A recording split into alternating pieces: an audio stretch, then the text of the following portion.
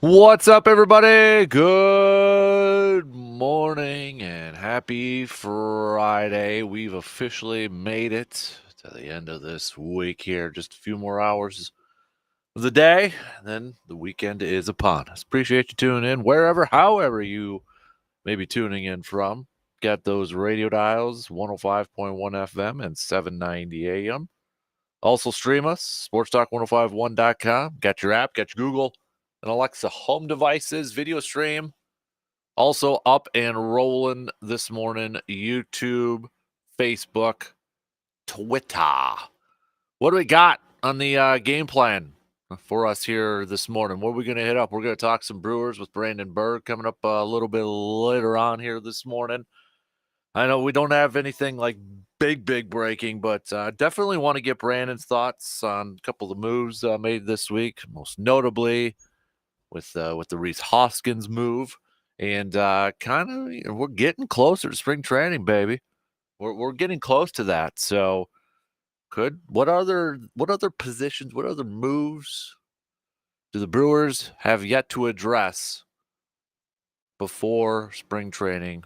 Is it first base? Getting another defensive first baseman over there if Hoskins going to be more DH, pitching and such. So we're gonna chat some baseball here this morning a little bit later on with B. Speaking of B, we'll hit up on the local stuff here with Brandon. Catch up on some of the prep stuff, prep scene.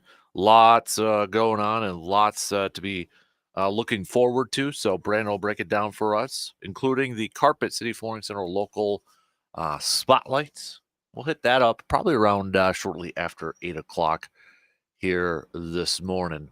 Hoops wise, Bucks are in action as well tonight, going up against the Cleveland Cavaliers again. Still nothing official, nothing officially official yet with Doc Rivers becoming the head coach for the Bucks right now. So, but with that, it was announced yesterday All-Star starters Giannis and Damian Lillard are starters for the All-Star game. Giannis, the captain. They're going back to East-West format with this thing. So, but you got those two teammates on the squad together. Giannis, the captain, because he was the leading vote getter over there. So, Bucks in action tonight. We've got Badger hoops in action tonight, taking on Michigan State. Remember, Wisconsin beat Michigan State earlier this year.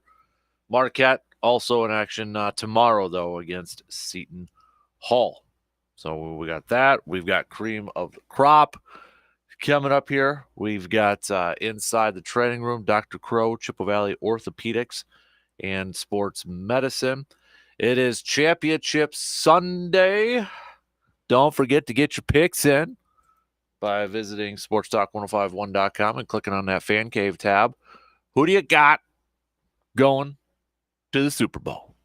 Who do you got going? Lions or 49ers? Ravens or Chiefs? Make your picks known on the website and text it to us too. That Shoe Doctor's bullpen texting line always rolling. You can hit us up whenever, 715-830-1912. Speaking of football, got a couple more positions being filled. Atlanta not going with Bill Belichick. Raheem Morris, defensive coordinator for the Rams, going back to Atlanta where he filled as an interim head coach. Remember a long time ago, he was a head coach with Tampa Bay, very young. Was it when he replaced John Gruden over there, but getting another shot here. So Raheem Morris is taking the job, or I should say is being hired for that position. And now you kind of have to wonder, I mean, no Bill Belichick this year. No Bill. Carolina also making a hire for their head coach. Kind of thought maybe was it going to be Ben Johnson? They really wanted Ben Johnson last year. They were looking for an offensive-minded head coach. Nope, they went a different route as well, taking the offensive coordinator from Tampa Bay, Dave Canales, hired as the head coach for the Carolina Panthers. Got to imagine a big part of that was because they saw the work that he did with Baker this year. He was also Geno Smith's quarterback coach in Seattle when Geno had that kind of resurrection year. And with Carolina putting a lot of stock into Bryce Young, they're probably hoping he can do some things with Bryce Young over there. So we've only got Washington open, and we got Seattle open. Seattle and Washington right now. Who's going to get those jobs? Doesn't sound like Bill's in the running for any of those.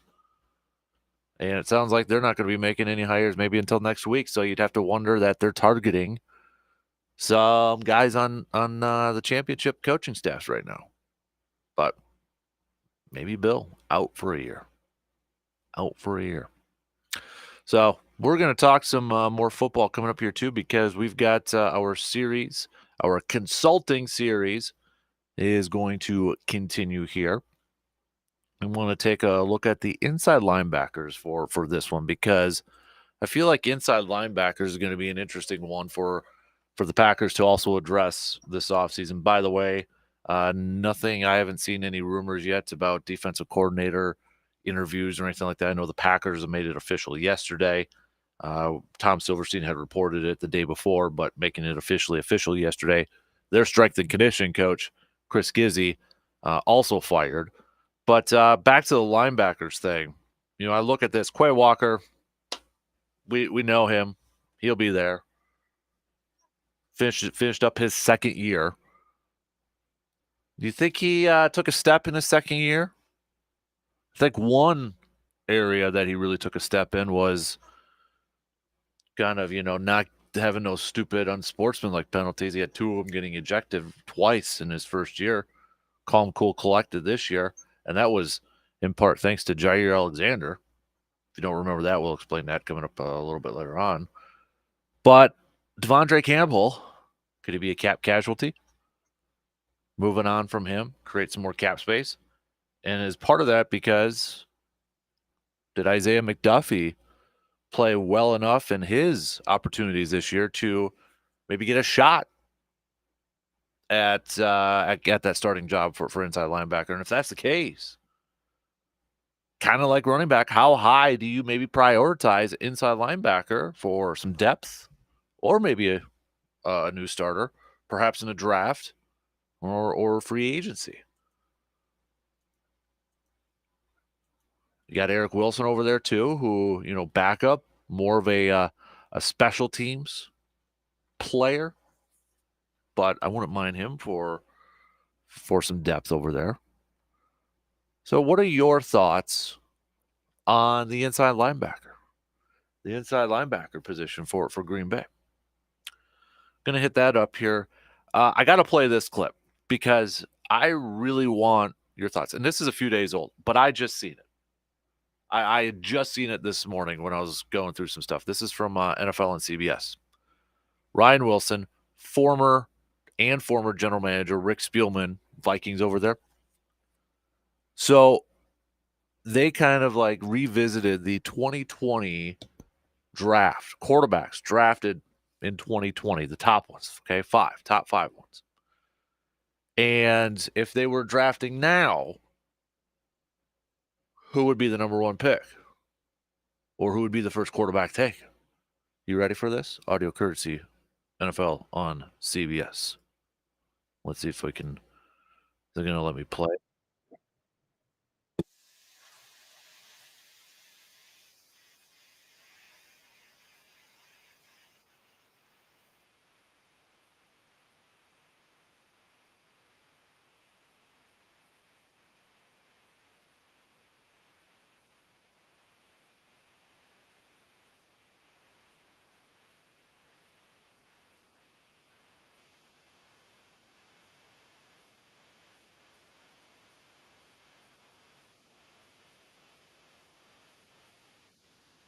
Jordan Love over Joe Burrow and Justin Herbert and Jalen Hurts and Tua. What do you think about that? The quarterback, you rank the quarterback for the next 5 years in the order that you would want them. You got a former general manager saying Spielman. Both guys saying Jordan Love over those guys. Is it a victim of the moment? Is it a little too much? Buy or sell? Agree? Disagree? What do you think? I saw that where I'm like, dang. All right. Everybody's on the love train right now. Really getting on the love train. I don't know why they all popped up for me this morning, but I was scrolling through some stuff and found other stuff from other national media members out there. Really praising Matt LaFleur, saying Matt LaFleur needs to be in the category of Kyle Shanahan and Sean McVay because everybody talks about young play callers and they always just talk about Shanahan and McVay. I believe this was on the Herd with Colin Coward, but they were always talking about Shanahan and McVay. Got to put LaFleur on there. Then I saw Chris Long, former NFL player, just singing the praises of the Packers defensive front, Devontae Wyatt, Kenny Clark, Rashawn Gary, those guys. And he said those guys, he's going to be awesome for the next few years. There's big time love affair, not just amongst Packers fans. There's big time love affair across the NFL world, if you will, about this green and gold team for the foreseeable future. Yeah, Green Bay ain't going to catch anybody by surprise next year. They ain't going to. They're going to come in next year with expectations, high expectations, and maybe a little pressure on the coach staff and some of these young players to kind of pick up where they left off this season. But man, there's a lot of love going on right now. A lot of love. Pun intended. All right, let's get things rolling here this morning. We got plenty of stuff to hit up on, so let's just jump right into it. Okay. I want to lead things off. Let's continue our consulting series. All right. It is technically still a Football Friday because we've got championship weekend here. And please send me your picks. Who do you got in the Super Bowl? Who are your Super Bowl matchup picks? All right. Text those on over. I'll get the marker board out and see where we got the majority of the picks. We'll kind of keep tabs here in the studio if we have to, but send me your picks over there. Let's hit up the linebackers, though, the inside linebacker. Inside, not outside. Inside. Devondre, Quay, McDuffie, draft picks, free agents. What do you got? Let's break it all down, okay? We'll get things rolling. Rolling. Lead off coming up here in just a few minutes. Quick break. We'll be back after these quick messages.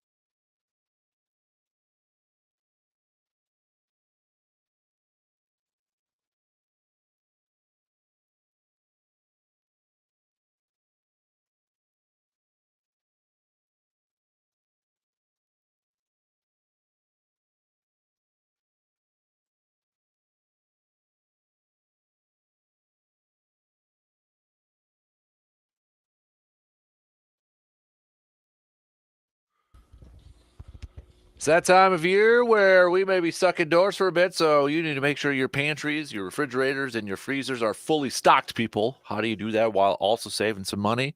Simple, easy. Just shop at Hy-Vee in Eau Claire. Whether it's stocking the pantry with soups or dried goods or loading up the deep freezer with pizzas and frozen foods, Hy-Vee has the best selection to help keep you stocked during these winter months here. Or if you just need a quick bite to eat, grab something from the food court or deli area. And with your Hy-Vee perks, you'll be able to save money at the register and gas pump.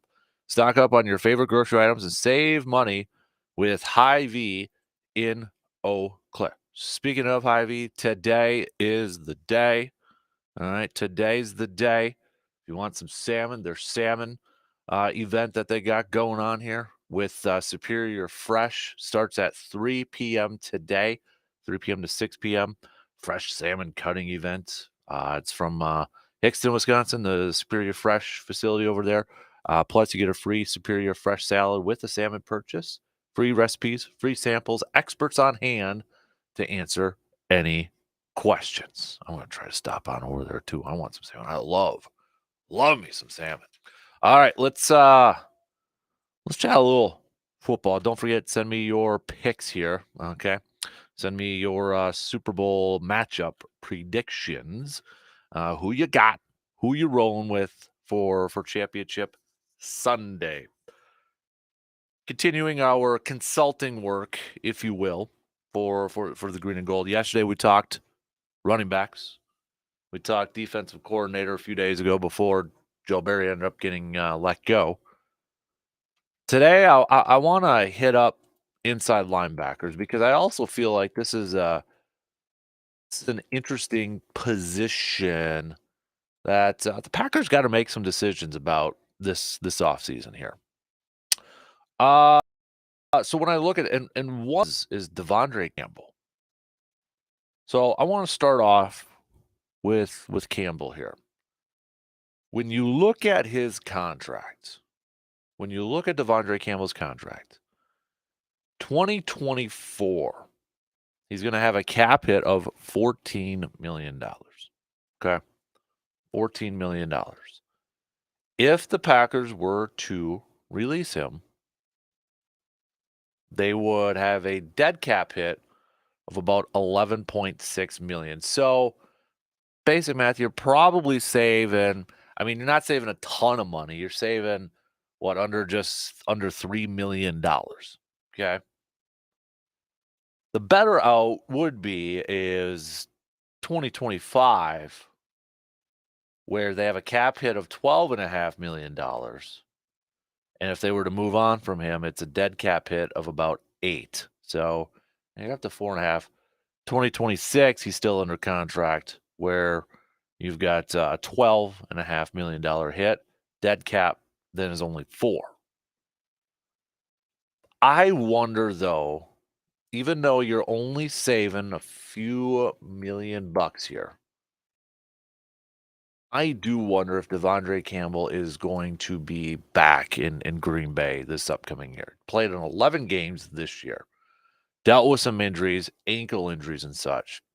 Last year, 2022, played in 13 games. His first year in Green Bay when he won All-Pro. Played in every single game. Started every single game. And hasn't really, I think it's fair to say, hasn't played to that level. Hasn't played to that All-Pro level like he did in 2021. Injuries factored into it, no doubt about it.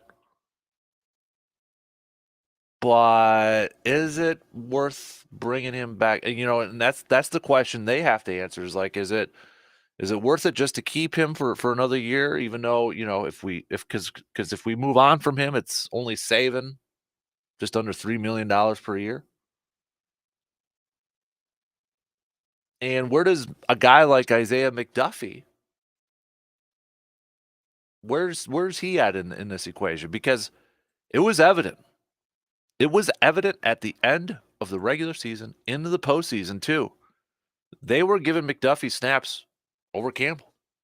And whenever McDuffie was in for Campbell, when Campbell's missing time, I thought McDuffie played well. I thought he played well. Now, he went through some injuries as well. It's almost reminding me of if we go back to like 2010, 2009, 2010, 2011, that time frame, it it, wa- it was almost reminding me of seeing McDuffie kind of coming in, special teams guy, and then when he'd get some snaps in on the defense in these games, he's making some plays and such. It reminded me of Desmond Bishop. Remember Desmond Bishop? Not comparing the two players. I'm just kind of comparing the path to their careers, if you will.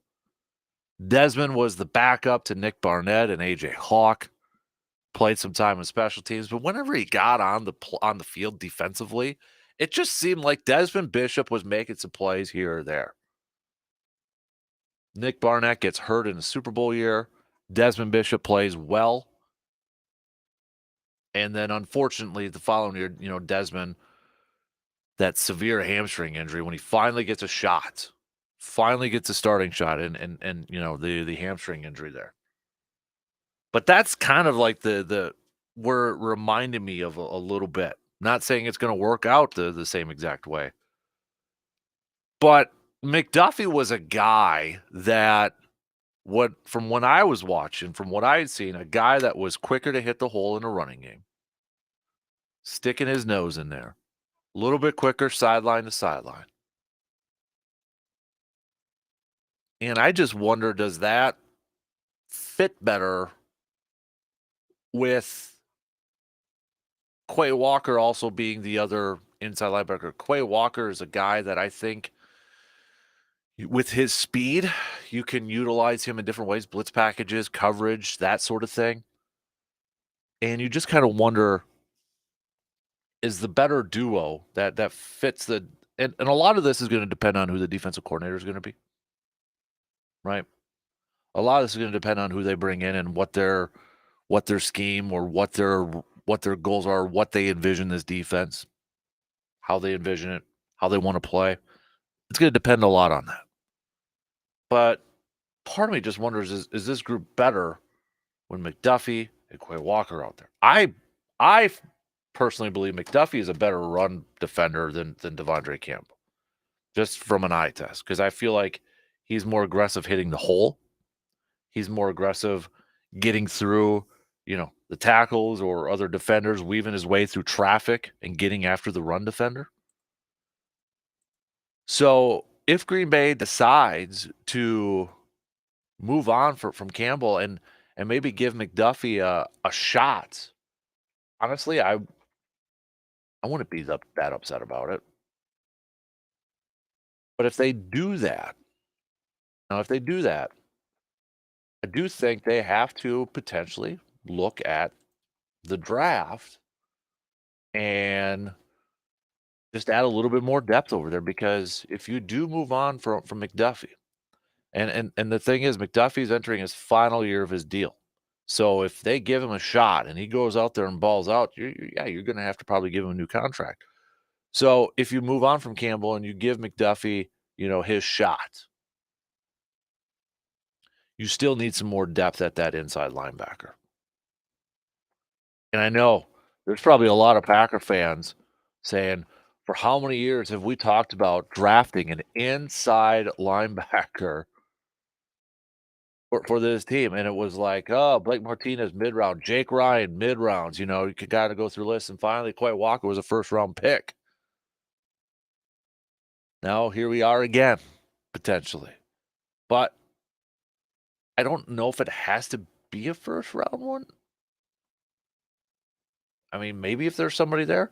I mean, if we're looking at some of the options at inside linebacker for the upcoming draft. I mean, you got the kid from Notre Dame, Leo Fahu. Is that how you pronounce his name? You got Cooper, Texas A&M. You got Cedric Gray. I mean, there's guys out there that maybe aren't right now, at least here at the end of January, that is like, wow, showstoppers, big names. There's not going to be like a Roquan Smith or anything like that. But I do think Green Bay has to look at the draft and find some more inside linebacker help. And this was a year too where they got banged up quite a bit at that inside linebacker spot. I mean, how many times were we out there and no, this is not a knock on Eric Wilson, but he was out there getting some snaps because he had to be thrown out there. There was other dudes that had to go out there because McDuffie, whether it was a stinger or concussion or Campbell missing some time, guys, the depth was tested here a little bit for Green Bay. It was tested. So I do think they have to go into the draft and address that depth. Take a look at it. And maybe that's something they can do to third, fourth round, somewhere over there. I was looking at Daniel Jeremiah's mock draft, his first mock draft. Daniel Jeremiah's probably if I had to rank him, probably my number one, my favorite draft analyst that's out there right now. And like a lot of mock drafts, they've got, first round, and this is going to change. Like if you're reading mock drafts right now and you're getting upset about it or that, it's January. A lot is going to change. Okay. A lot is going to change at this point in time. But I was looking at Daniel Jeremiah's mock draft the other day, and there is not a single inside linebacker he has in the first round. And that could change. Again, that could change. But right now, he doesn't have an inside linebacker going in the first round. So there isn't, at least now, that like top tier bona fide like stud guy over there. I think Quay Walker, when I look at his year two, I do think there was some growth from Quay Walker. And, if you look at his numbers, if you decide like, okay, like did Quay Walker actually play a little better? How did he make a jump from rookie year to his sophomore year? You're looking at the numbers, and there's probably not a whole lot that really jumps out to you as a difference. His first year, rookie year, played all 17 games, started 16 of them. Finished the year, 121 tackles, 1.5 sacks. This year, he played in 14 games. He missed a couple games. 118 tackles, though. So he played in 3 fewer games, and only just had 3 fewer tackles. 2.5 sacks, it's one more, and then he had an interception. Quay Walker, to me, is a guy like whoever this new defensive coordinator is going to be coming in. I mentioned it the other day that whoever this person's going to be, I really want them to get the most out of Rashawn Gary because I still think there's some untapped potential there. And just to make Rashawn Gary more consistent. But I also want this defensive coordinator to come in and kind of almost unleash Quay Walker here a little bit too, because I firmly believe Quay Walker could be one of the best inside linebackers in the game. His size, I mean, he's a 6'4", 240 some pound inside linebacker, good speed for the position. You look at some of these other top inside linebackers out there, like Fred Warner, okay, for the 49ers. Kind of similar, 6'3", 230, a little bit smaller, but similar, right? He's a little bit taller of an inside linebacker. Roquan Smith, he's kind of the smaller one, 6'1", but he's 230. Quay Walker, I think, has some unique intangibles that whoever comes in to run this defense, I really want them to make him kind of a focal part of this defense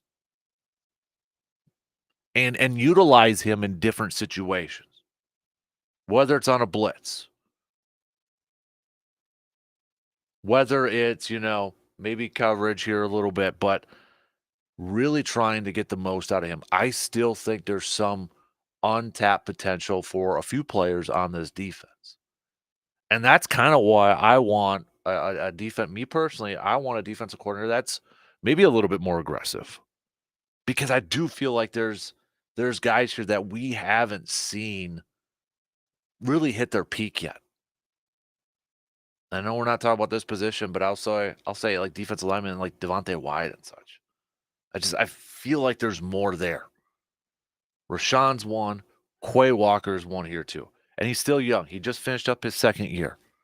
And I'm not trying to, make him out to right now be the best inside linebacker in all of football, but I think he has that potential to be one of the best inside linebackers in football if he's put in the right position, if he's given that opportunity. He's got such unique skill sets and physical tangibles. So I look at this group. I think they've got a really good inside linebacker going into next year for the foreseeable future with Quay Walker at the helm. The biggest question this team is going to have to figure out is Devondre Campbell. Do you bring him back with that cap hit of a little over 14 million? If you don't, you got a dead cap of about 11.6. So you're saving a couple million. Is it worth it at that point to save just a couple $1,000,000? Do you give a shot to Isaiah McDuffie in his final year? If I were to wage a guess right now,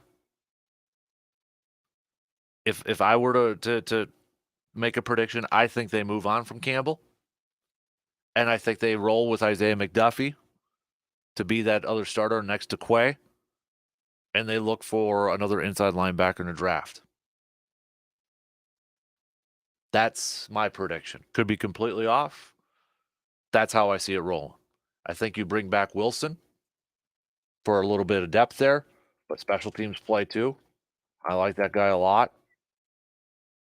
Probably another 1-year deal. It's not going to cost you a whole lot here. But that's my prediction. And honestly, if this is what I was doing, if I was running the team, if I was Goody, or as this exercise that we're doing, given the consulting work to Green Bay as an outside observer, this is how I would roll. You're not saving a ton of money by moving on from Campbell, but again, you look at he set the bar so high in his first year in Green Bay, got an All-Pro, got a big contract. But I think it was evident towards the end of this year too that he was getting subbed in and out for Isaiah McDuffie in certain situations. I think it's time to see what you got with McDuffie. I like McDuffie's attitude, mindset when he's going out there, hitting the holes hard. You got a linebacker like that, then you got the unique skill set of Quay Walker next to you. I think you can have some versatility within this defense to do a few different things. I really do. All right, let's take a quick break here. We're already going to finish up the first hour coming up here. We'll be back after this.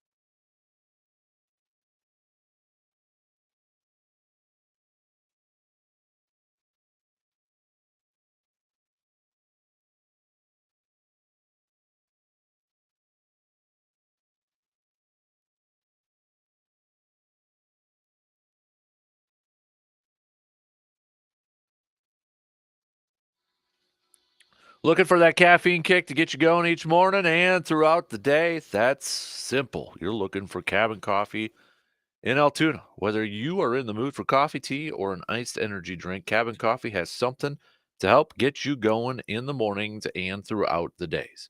Cabin Coffee also has a breakfast and lunch menu with a wide range of options for you to choose from to help keep you going throughout your day. Don't settle for low quality drinks and food to fill your energy void. Go for the fresh and high quality at Cabin Coffee in Altoona because you and your taste buds deserve just that. Coming up next hour, we'll kick off the next second hour with a little inside the training room. Dr. Crow, Triple Valley Orthopedics and Sports Medicine. So we'll chat with him, taking a look at some of the injuries with championship weekend coming up here. Then after that, we'll talk with Brandon Berg. We'll definitely catch up on a busy week again on the prep scene, recapping, previewing what's to come. Also, I want to talk some Brewers with Brandon too. Brandon's our Brewers dude, and get his thoughts on Reese Hoskins and what some of the moves that the Brewers have made thus far. So we are getting a little bit closer to training camp or training camp. Yeah, which was training camp, spring training for the crew. It is the Uke's birthday today, 90 years young. Bob Uecker, 90 years young this morning. How about that? Man, still going strong too, Mr. Baseball. Still going strong too. Can't wait to hear his call on the radio dials here when summer hits. Man, oh man. Question from a listener here. Looks like its name is David. David, appreciate the question here. If you had to pick a defensive coordinator with a certain background, what would that be? I'm assuming. Do you mean like they've got a background in coaching, secondary or linebackers? That's what I'm assuming you're referring to. If that's the case, I don't really have. I mean, first of all, I'll answer this in a very generic way. I just want the best dude possible. I just want the best coach possible. Okay, that's number one. And there's a wide talent pool out there to choose from. But if there was maybe a position group, how about if I answered this way? If there was a position group that I think would could use a boost from their defensive coordinator, or a position group that could use some improvement, I might look at the secondary. There. I mean, you can almost make a case for different ones. Maybe you see untapped potential out of the front. Maybe you see some untapped potential from edge rushers, that sort of thing. But they've got question marks in the secondary, mostly with the safety group. And assuming that if they draft a safety fairly early in this upcoming draft and maybe put one of those guys as a starting spot, Darnell Savage is a free agent. Jonathan Owens only signed a one-year deal. Rudy Ford. You got Anthony Johnson Jr., who was a late pick. This previous draft, I got a lot of playing time this year too. There's just so many question marks there, and there's going to be some new people in there that I guess if I had to pick the coordinator and the background that he comes from to help out that defense, maybe it'd be the secondary. It's where I kind of look at a guy like maybe a Denard Wilson. He's with Baltimore. Was with Philly last year. I was reading some stuff for the last few days that maybe Philly regrets letting him go and not having him be the defense coordinator because wherever he's gone, instantly has improved, pass defenses and secondaries and such. He's getting interviewed for the Titans requested an interview with him, and he interviewed with the Giants, I believe, over there too. So I guess if I had to narrow it down to one position group, I'd go that route. I'd probably go that route. But again, I just want the best guy possible. I just want the best one. I don't care if they've got a bunch of experience in one position group or the other. this has just got to be a huge hire. This is probably Matt LaFleur's, at this point in time, biggest decision of his career. You know what I mean? This is he's got to get this one right. He's got to nail this one. And I want him to take his time, but I also want a little bit of a sense of urgency too, that, you're not taking too much time to where some of the maybe better options out there are getting picked up by other teams. So I want to have a wide net, cast a wide net out there, but to have a little bit of urgency with it. To have a little bit of urgency with it. We got some picks here. G-Man's rolling with the Chiefs and the Niners for this weekend. We've got 49ers and Ravens. That's probably the most popular pick right now. I know if our good friend Tom from across the pond is tuning in this morning, he's going to be rolling with his Lions, I have to imagine. But I would say the majority of your picks so far that have come in via the texting line for Championship Sunday is 49ers and Ravens. So a rematch from, was that 2013 Super Bowl, the blackout Super Bowl? Remember that one over there? So it seems like that's where the majority of people are rolling right now. So keep those coming, but also don't forget to make your picks on our website, sportstalk1051.com. Just click on that fan cave tab over there and put your selections in or make your picks over there. Bragging rights are at stake. To answer your question here about the Bucks and Doc Rivers, I don't know why nothing has been announced. I don't think there's a hang up. I mean, you've got, Shams yesterday. Shams from The Athletic said that Doc Rivers agreed to a deal, is going to agree to a deal through the 2026 season. Good chunk of change, $40 million. So think about that. It's 2024 right now. Okay. 2024. And this deal through the 2026 season. So you're talking, let's say, the end of this year. Then you've got, 2025. So I'd be curious, okay, is it the end of the 2025-26 season, or is it the 2026-2027 season? Like, is it the season that begins in 2026, or is it the season that ends in 2026? Because if it's the season that ends in 2026, $40 million, holy crap. That's a lot of money. It's still a lot of money if it's even the season that begins in 2026 but ends in 2027. That's still a lot of money. The Bucks are just forking out some cash for their head coaches. I mean, just throwing money out there for head coaches. Holy moly. 40 mil.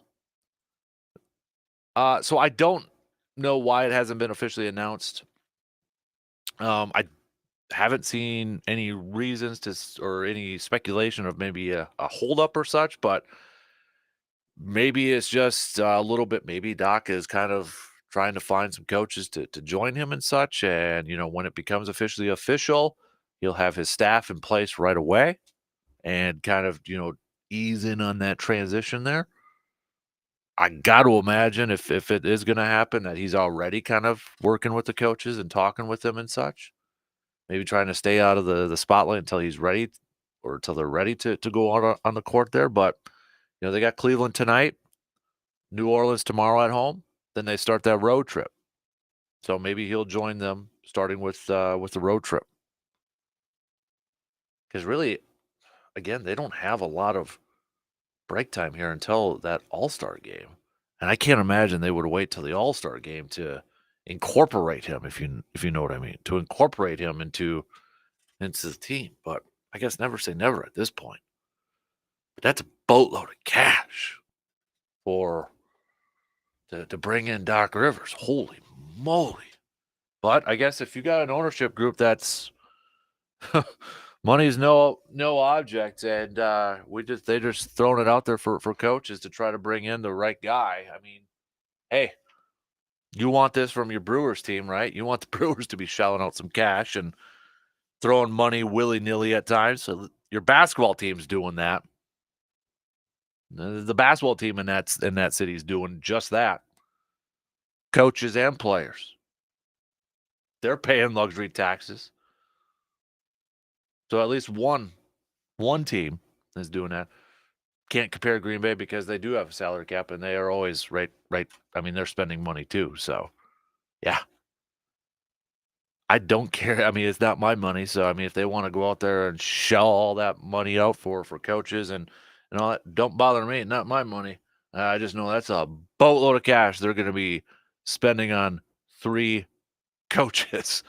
2 of them no longer with the team. Man. So, no, sorry, man. I haven't heard or seen any speculation or anything like that. Haven't seen it anywhere. Another question. Appreciate the questions here this morning.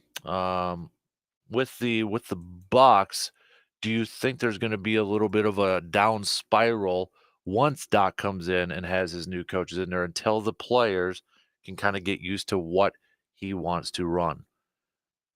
Maybe I could see potentially something like that happening, but I also feel like there's got to be kind of like a mix, just kind of a slow transition in. When Doc comes in and he's going to want to do certain stuff, he's going to want to do what he's familiar with. But I also think he realizes it's got to be a slow transition of incorporating it in, slowly incorporating it in until guys get a little bit more comfortable. Now, what helps is it's a veteran team. Dame's been around, Brooks been around, Chris, Giannis, those guys have been around. So that helps in that aspect. But I'm sure it's not going to be like, when he steps in, it's going to be like, all right, forget everything you've done. We're completely changing everything. I don't know if that would be the best approach. Got to slowly kind of incorporate it in. You know what I was thinking, though, too? And I don't know if this would happen. What if somehow he was able to convince Terry Stotts to come back? The assistant coach that was going to kind of be the man in charge of the offense. Dame has a lot of experience with him. What if somehow Doc got him to come back? I think that would tell you a lot about the Adrian Griffin tenure, as short as it was with Milwaukee. Now, I don't know if there's anything to it, if Doc even has a connection with Terry or anything like that, but I was thinking about that the other day. It's like, what if somehow he got Terry to come back? What would that say really then about what went down between those two? What went down for Terry to, quit, go away while you're a week away from the season?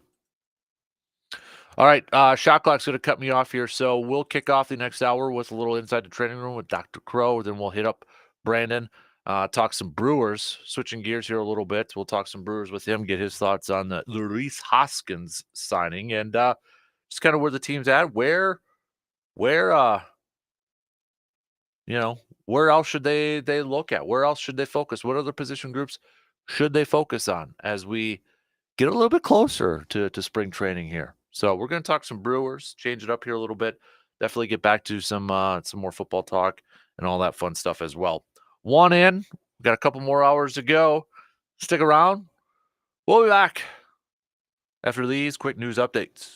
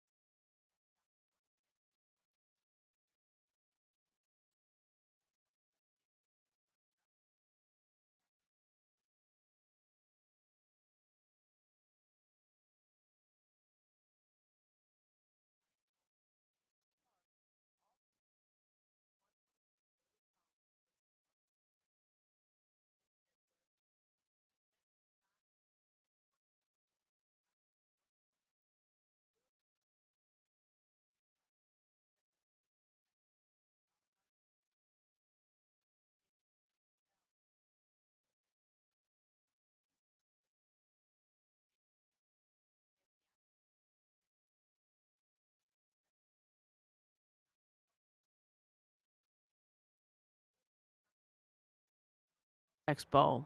And that's a look at our farm news. I'm Jill Welke. Get a tax refund advance loan at Jackson Hewitt now. No fee refund advance offered to eligible clients. Application required. Loans by Republic Bank. Details at jacksonhewitt.com. Legendary. Welcome to the Dan Kasper Show. What time is it? Dan, let me tell you now. I don't know how, but the whole world gonna know my name. Just wait and see. They gonna talk about me. Things ain't never gonna be the same. This is the Dan Kasper Show. Make way for me. Make way for me. You know I'm gonna be legendary. Make way for me. Make way for me. You know I'm gonna be legendary. Are you ready? Make way for me. Make way for me. You know I'm gonna be legendary. Second hour kicking off on this Friday morning. Big thanks for tuning in, however, wherever you may be joining us from. Coming up in a little bit here, we'll talk with Brandon Berg, sports editor, Chippewa Herald. We'll get kind of the recap and the preview, the prep scene that's all going on here. Plus, want to talk some Brewers with him. He's kind of our Brewers guy here with a couple of the moves that the Brewers made this week, as believe it or not, we are kind of getting closer to spring training as well. So we're going to talk some Brewers with him. We'll definitely get back to some football talk and some hoops talk with the Bucks back in action tonight. Badger basketball also in action tonight, going up against Michigan State. We begin this hour like we usually do every Friday morning, though, with a little Inside the Training Room.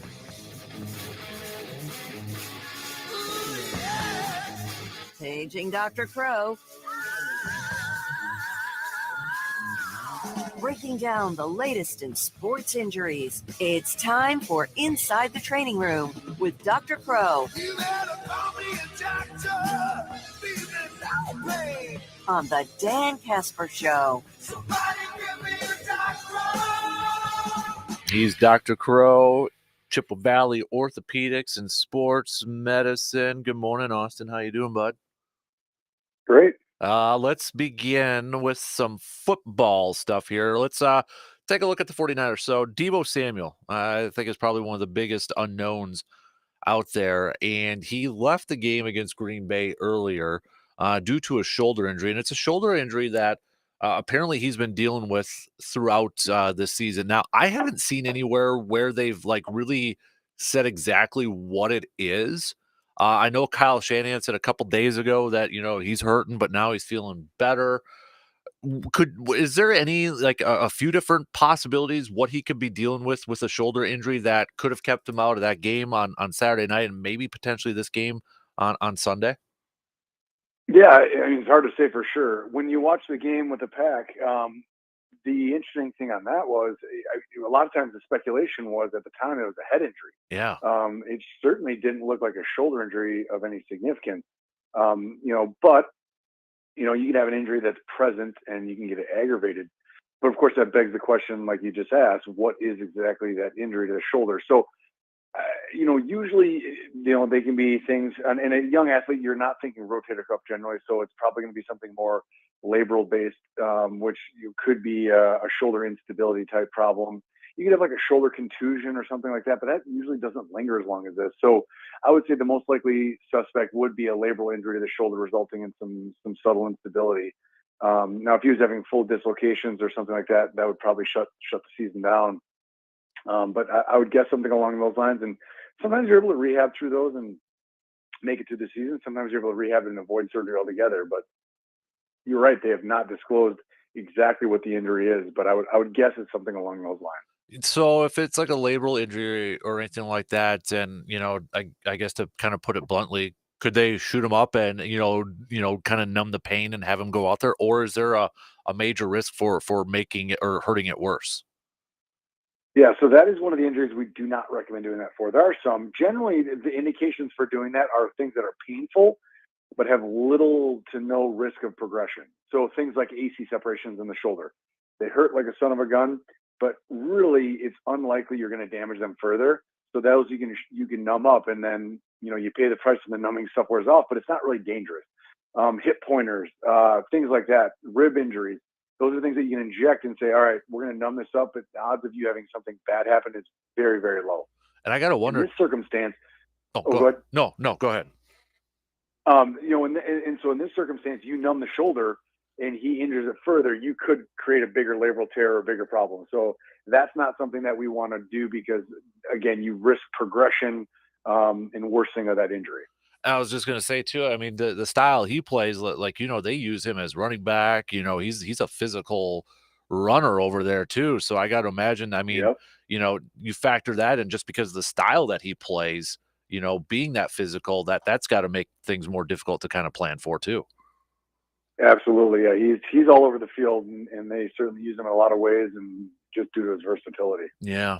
The Lions, on the other hand, their center Frank Ragnow, this just screams of an offensive line injury report. I don't know if you saw this. He's listed as an ankle, a toe, a knee, and a back. All 4 things right there. That just screams like old school offensive line, right?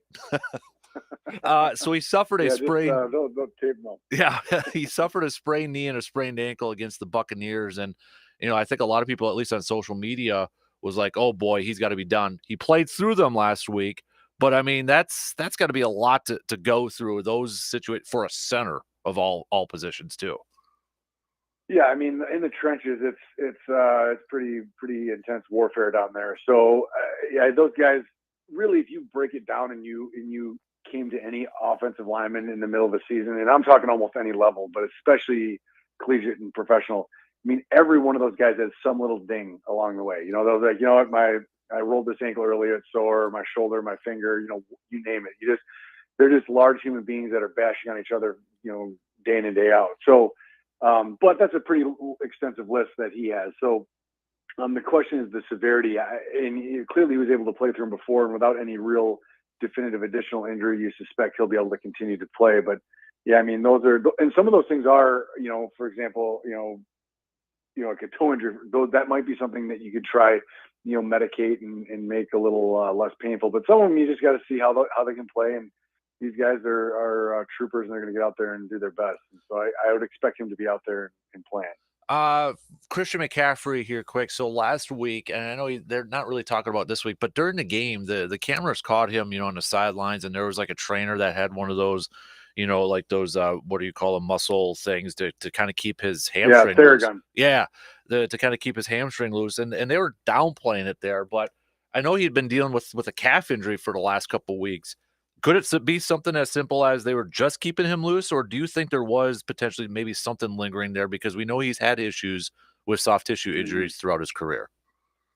Yeah, I mean, he's had multiple, and I mean, I can't even remember all of them. It's been that many. So I'm sure there's a bit of prophylaxis going on where they're saying, hey, we don't want you to tighten up at all. And so he's stretching, he's running, he's doing the Theragun, so kind of percussion therapy.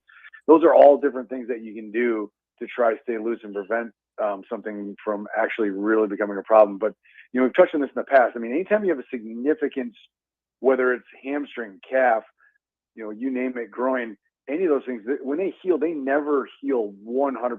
Now, sometimes they get to 99.9 and people can live and do whatever they want. But there's always going to be that little lingering thing that puts you at higher risk. So now is obviously not the time they want to have CMC go down with an injury. So they're going to do everything they can in their power to prevent. Like most things, prevention is better than treatment. So I suspect that it's that, because it didn't seem like he was really hobbled up. He was running pretty hard and pretty fast. So my guess is that was a bit of prophylaxis going on, but obviously it's hard to say for sure.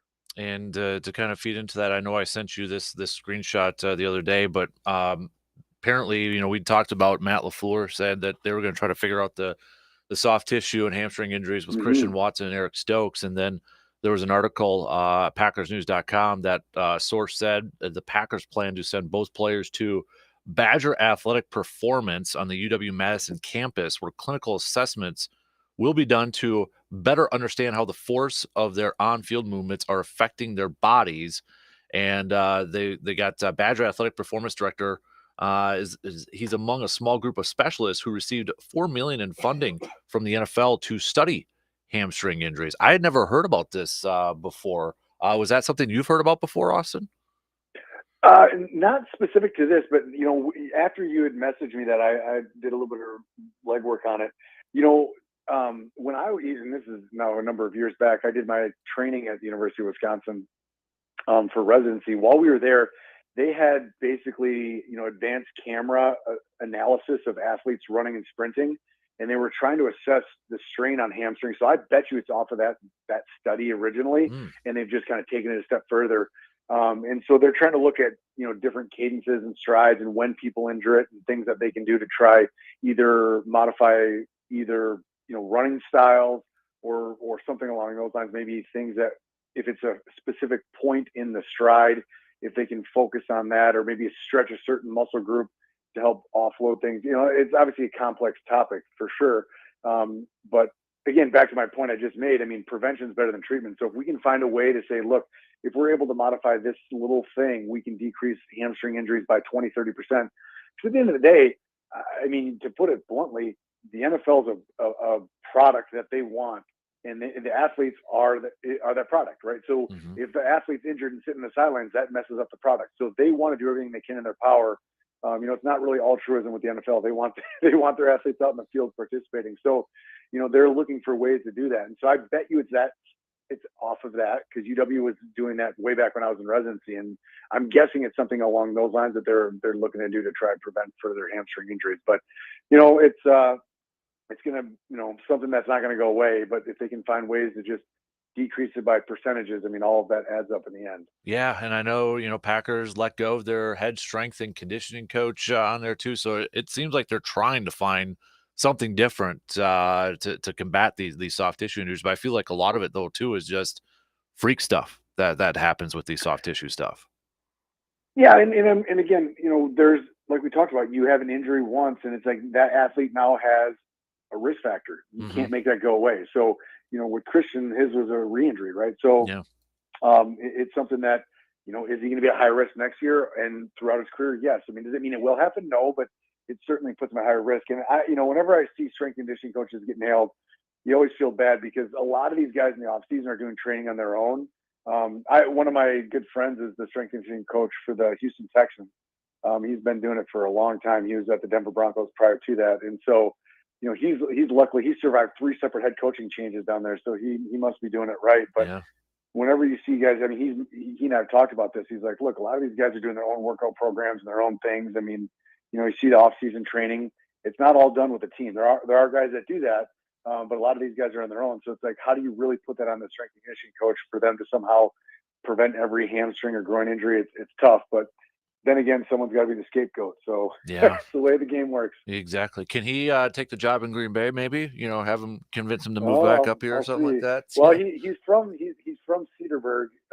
That's where he went to high school, but he's originally from Texas, so he's a Texan. We're a big Cowboys fan, so he must be conflicted down there working for the Texans and being a Cowboys fan. But maybe you might be able to get him. just saying, maybe you could put in a good word or something like that. That's right. We'll see. Hey, Austin, before I let you go here, I know there's locally wise there was a big news with HSHS, and I know Chippewa Valley Orthopedic Sports Medicine. You posted out a statement, or you guys posted a statement on Facebook too. But is there anything that you kind of want to throw out there too for anybody maybe looking for care or looking for maybe some help or something like that? Yeah. So I mean, obviously it's devastating news to see HSHS Prevea closing here in Western Wisconsin. So I mean, I think you could argue that perhaps for a while there was a bit of surplus with the when Sacred Heart and Marshfield split, Marshfield opened a separate hospital.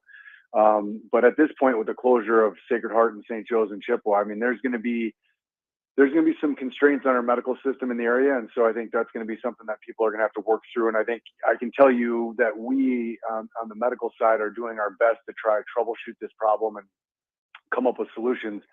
With regards to orthopedic care, we certainly have the ability to take care of patients, and that luckily will not really be interrupted to a great degree. So we do a majority of our surgeries at Oakleaf Surgical Hospital, and we're fortunate not to have any disruption at all. Now, there are some patients that are higher medical risk that we're not able to do there, and we're working on ways to address that for our patients. But certainly, if patients of ours that are pre-existing are looking for care, we certainly are still taking everyone on and going to do everything in our power to help people out. It may require some referrals outside the area for a short duration, but we're, again, are trying to troubleshoot ways to keep everyone here locally and taken care of. But, when you start getting into some other areas of medicine, I mean, there's going to be probably some constraints on our medical system that are going to have to be taken by Mayo, by Marshfield, and at Oak Leaf Surgical Hospital, which I'm a board member there. We're looking at ways to expand service lines to help address this problem. So it's not going to be easy, but we're doing our best. And if people have questions or concerns, certainly reaching out to your physicians and providers and clinics and kind of touching base is a good first step. But we're doing our best, and it's going to be a work in progress. I can tell you that. Absolutely. Well, thank you for all you do. And we have a texter that just texted and said, please give my best to Dr. Crow. He fixed my shoulder a few years ago. The care and treatment from his entire team over there was top of the line, and love hearing from him every Friday morning. So there you go. Thank you to that texter. Don't have a name, but thank you to the texter over there. So we go. There you go. So, hey, buddy, appreciate it. Before I let you go, give me your picks. Who do you got playing in the Super Bowl? I mean, it's hard to go against the Chiefs, but the way the Ravens are playing, got to go with the Ravens. I would say, I know it's kind of hard to say it, that I'm rooting for, I guess, a divisional rival, but I think Lions. I think they're just going to ride the hot streak. So I'm going Lions and Ravens. But the Niners, I think, have more potential, but they just don't seem to be clicking all cylinders right now. So Lions and Ravens. All right, Lions and Ravens. We got you on the marker board. We're going to put you up there. So that's your pick. So, dude, we appreciate it, man, as always, and thank you for everything. And you have a good rest of your week, and we'll catch up again soon. Okay? Absolutely, you too. You got it. There you go. There's Dr. Austin Crow, Chippewa Valley Orthopedics and Sports Medicine. Always love chatting with the good doc every Friday morning. Let's take a quick break here, and we'll bring in Brandon Berg. Let's talk some Brewers to switch it up here a little bit.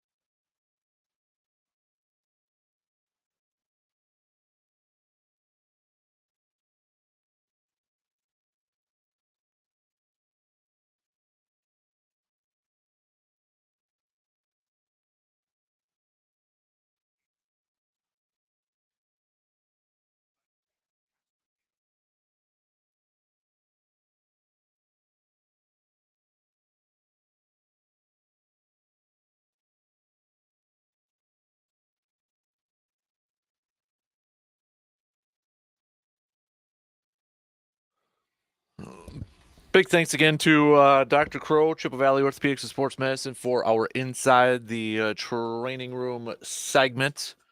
If you missed part of that, we'll put it up in the podcast later on today. And don't forget, if you could be a friend, follow and subscribe to the Man Cave podcast, wherever you listen to podcasts now on YouTube. And then if you could just take like a few seconds, 5-star rating or positive review so others can find the podcast. I don't know how they can do that formula, but more ratings and more reviews, then it shows up more for peeps. So if you got like 30 seconds out of your day on Apple, Spotify, please go do that. So Brandon, please do that later on. So I will.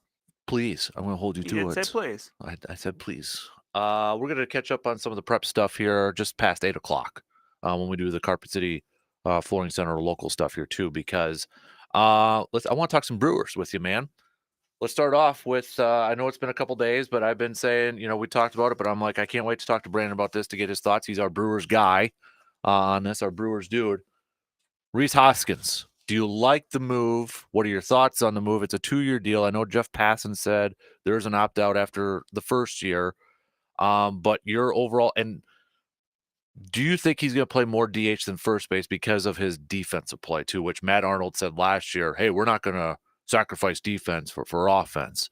Or did his mindset, you think, change after how the offense performed down there? I guess overall, your thoughts on Rhys Hoskins. I really like the move. I think when you were looking at the realistic options the Brewers had to upgrade first base, and make no mistake about it, that's a spot that's needed an upgrade for a while. It was realistically about as good of an option as you could make. They weren't going to trade for Pete Alonso. I know, even though that was rumored at the trade deadline, like that wasn't going to happen. So to grab someone like Rhys Hoskins, who is, I would say, consistently solid, not great, but solid. Like you look at his numbers over the course of his career, and they're pretty steady. I think that brings something to the table that the Brewers really don't have, as far as a right-handed power hitter that you can immediately slot somewhere in the heart of that lineup. I mean, the way things are looking right now, he's either hitting third or fourth, and that's much needed for this team. You mentioned the defense. Yeah, the defense isn't great. I mean, he's even coming off an injury, and he's 30, 31. I forget the age, and the defense wasn't super great to begin with. But I think it is something where I don't think the Brewers are going to commit to one person full time at DH, so you're going to see that kind of rotate. But still, you're going to see Rhys Hoskins make a decent amount of starts at first base, but also still a designated hitter as well, because he's the kind of guy that I think what he brings to the table, I mentioned, is something they need, but also in that, he's a right-handed hitter, and I think that's something they need a little bit more of in the lineup. He destroys left-handed pitching, which is something we always talk about with the Brewers. Yeah. As far as like they need more people like that. So immediately him and William Contreras in the middle of that lineup is really good when it comes to helping with their shortcomings against lefties. And at the price, I thought it was very fair. So overall, I really like the move. The one thing that does, and I guess that's it's a question for a later date, is it just essentially going to be 1 year with Rhys Hoskins? Like there's part of me that just kind of wonders, like he goes and he has a good year, opts out, goes somewhere else for a bigger deal, maybe a longer term deal at that point. But again, that's something you worry about when that time comes. It's it like reminded me of Yasmani Grandal. Exactly, and the longer this offseason went, where there were still so many bigger name players out there, the more I thought that the Brewers might do something like this, because you mentioned with Yasmani Grandal, something they've done in the past. You look at that 2019 offseason after the 2018 season, it was similar in that there was a lot of inactivity, and just around baseball, not specifically the Brewers, and then suddenly, I think it was like February, where suddenly it's like, oh, they signed Yasmani Grandal. Well, that's interesting. And they brought back Mike Moustakas, who I don't think a lot of fans thought they were going to, on a 1-year deal. So it was, it was a nice thing to see. I would still like to see them try to find a way to grab one more bat. I think if you can grab one more solid bat, be it, whoever it is, if it's, a third baseman, if it's another, some infielder somewhere, if it's another first baseman, if you plan on kind of, mixing and matching at first a little bit between those two. Or is Owen Miller a potential over there? There's, as is often the case with the Brewers, there's a lot of options out there as far as on the team. There's not a lot, 100% settled. But I think they're one bat away from it being an offense that you can kind of squint at the lineup and say, okay, I think I can see it. a little bit. At least, one that's going to be good. Right. Then Christian Arroyo also agrees. Speaking of Owen Miller, it kind of reminds me a little Owen Miller, like where he plays all over, second, third, short. Now I know it's a minor league with an invitation to there, but he's got a lot of experience. And you look at the OPS plus, it's higher than like an Andrew Monasterio at certain spots over there. So I mean, is this the typical kind of Brewer signing where it's a guy that may not be a starter, but will give you spot starts to give relief to other guys? Yeah, he's someone that's, especially I think it was like 2018 through 2022, his numbers with the Red Sox were pretty good, especially for utility infielder. Struggled last year, which is he was available, but someone that can play around the infield, a right-handed bat, just pretty steady. And he's someone that's going to go into camp with a chance to win a job as a utility infielder. And he could be a guy that 2 months from now we're talking about as hey, he made the team because he came into camp and just hit the crap out of the ball. Or he's a guy that you could by April you could forget that he was in training camp with the Brewers, because that's how that's always the way it is when you get to spring training. Is you get certain guys that kind of have that big that big spring that lands them a spot on the team, and then there's guys that you forget that he was playing every other day in March for the team. Right. So you kind of mentioned it already. Do you think if there is one position, one area that you would like to see them maybe address, is to bring in another bat? And is that another bat at third base? I think so. I think the wild card in this mix, though, is Tyler Black, who can play third, can play first. There's still kind of questions about ultimately where he lands as far as defensively, because he's not necessarily like the prototypical third baseman. When you think of third baseman, you think of big dudes that you can play defense. They've got power, they've got a strong arm, but that's not Tyler Black. But Tyler Black has been very successful in the minors as a contact hitter that has a good eye at the plate and steals bases. He doesn't hit a ton of home runs, but he has a really good grasp of the strike zone. When he played, he played a significant amount of AAA last year, and he walked more than he struck out, which says a lot for still a younger guy having that sort of plate discipline at AAA. He's a left-handed bat. Stole a bunch of bases between AAA and AA. So he's someone that is going to, I think, come to camp with a chance to win a role on this team somewhere. Now, if you bring in another third baseman, maybe Tyler Black is a guy you're playing a lot of first base then. Or maybe, as the Brewers like to do, maybe he's a guy that kind of plays all over a little bit, but.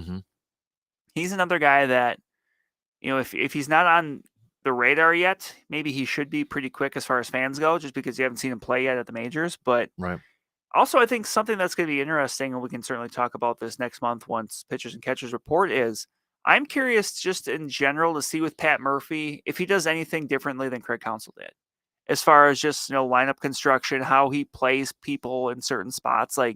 We had a pretty good cross section of Craig Counsell to know kind of what he liked to do with players in certain spots. Does Pat Murphy do anything different? That's something I'm interested to see. If he kind of puts his own stamp on things, if he what he does as far as utilizing pitchers out of the bullpen, as far as are people hammered down in specific spots, or does he kind of mix and match a little more? Gotcha. Interesting. Yeah. I don't know. Speaking of Tyler Black, I know, is it MLB.com that's coming out with their top 10, prospects, position prospects. Jackson was number 1 at outfield, Jackson Cheerio. Tyler Black, I think, was number 5. Yeah, he was. I know he was, closer to the top as far as third baseman go. But, I think they even said there, he's not the prototypical third base prospect. I think mostly because of the lack of the power and the lack of the arm. Right. But still, he has skills that you can be really, that you can be productive with. Is it, when you say play, could he play second base if need be? Has he gotten time over there? I think he's played there, but it doesn't sound like that's a great spot for him. Okay. Plus, I think the Brewers have a little bit more in the way of depth there with some of the utility guys we mentioned. I still think they want to see what Bryce Terang, if he can make the adjustments offensively, because I don't think anyone questions what he can do defensively at second base. Right. Andrew Monasterio is someone I think that those two could maybe make for a halfway decent platoon, depending on how Terang hits against right-handed pitching, because Andrew Monasterio hit well against lefties last year. So in theory, you think that might make for a bit of a kind of a natural platoon there. But Monasterio can also play third base, so we'll see. But I think that third and first or DH, those are kind of the three spots he might float in, around to. I mean, he even played a little bit of outfield in the minors, but that's probably not going to be a big need for him given the team's outfield depth. Right. So I'm just generalizing here. Let's say the opening day lineup, which we know in baseball, don't pay too much. That's not it. Oh, it always fluctuates. But let's say the general starting lineup, if you will, general lineup is Yelich in left, Jackson in center, Sal in right, Reese at first, Terang second, Willie at short, Tyler Black at third, Contreras at catcher. Do you like that lineup? Yeah, like I said, I think it's still. I feel like there's just one. And I did not say a DH because I did don't not. know. Yeah, and I mean, one of those outfielders, be Garrett Mitchell or Joey Weimer, can be in the outfield, and Yelich could be DH. I mean, Right, like you yep. said, it's gonna fluctuate day to day, so there's not, but I still think it's one bat short. Mhm. But I mean, if Tyler Black comes out and hits the ball like he has in the minors, then obviously that could change within a couple weeks to a month. Right. But this is a team that right now, you're in a division where there's no favorite.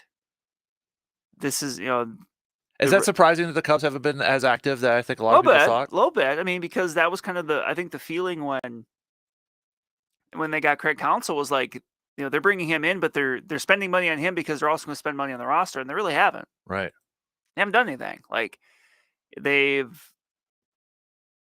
and the lay of the land with the division. I mean, the Reds obviously were an exciting young team last year. They made some moves to try to address their pitching. The Cardinals did the same thing. They're banking on a bunch of starters that are in or around their mid-30s to kind of Mm-hmm.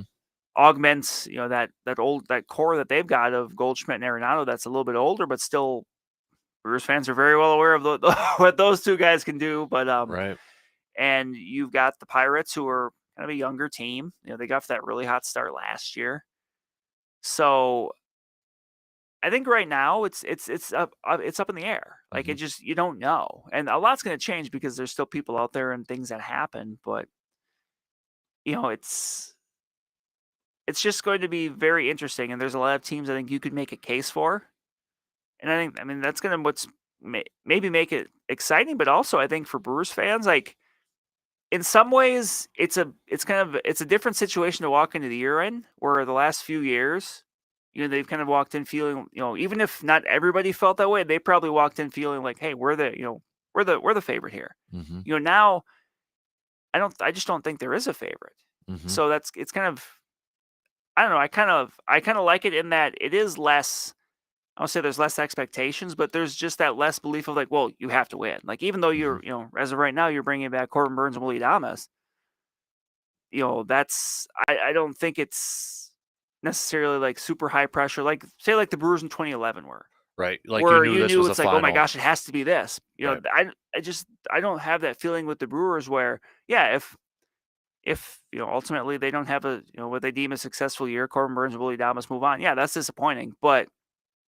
And those are two big players to lose. But I don't feel like you think the cupboard is bare. Mm-hmm. I mean, with a farm system that I think Baseball America has is like the second best in the in the league, like if you feel like this team isn't necessarily trending to like a big downturn, which I think maybe a lot of people thought after the Council news, like they're like, oh crap, here we go, it's right? going to go down. I think, maybe you thought that was going to be kind of the first domino to fall or something like that, right? But this team wants to be competitive, mm-hmm. and like I said, while Rhys Hoskins, I'm not going to say he's the best hitter in the world because he's not. I mean, but to me, it changes so much with that lineup because they've desperately needed a guy that can hit third or fourth, like a legitimate person. Like last year, Carlos Santana hitting third. Mark Canha was in there. And Mark Canha played really well, but still, like they aren't those guys. Like Rhys Hoskins hit in the middle of that lineup with the Phillies when the Phillies were in the World Series. Mm-hmm. Like that's with Bryce Harper, those guys in there. Yeah. And I also think he's going to be a good person to have just as a leader on a relatively young team. I mean, he seems like a really good clubhouse. Right. He was just an unquestioned leader for that team. Mm-hmm. And it sounds like Phillies fans are really upset that he's they were. out, and I think sometimes you can kind of tell what people, That's Philadelphia fans saying exactly. that. Yeah. So I think he's going to fit in really well. I guess Mm-hmm. now the question for Reese Hoskins is he going to be able to wear number 17? Because that number's kind of been unofficially retired for Jim Gantner. Mm.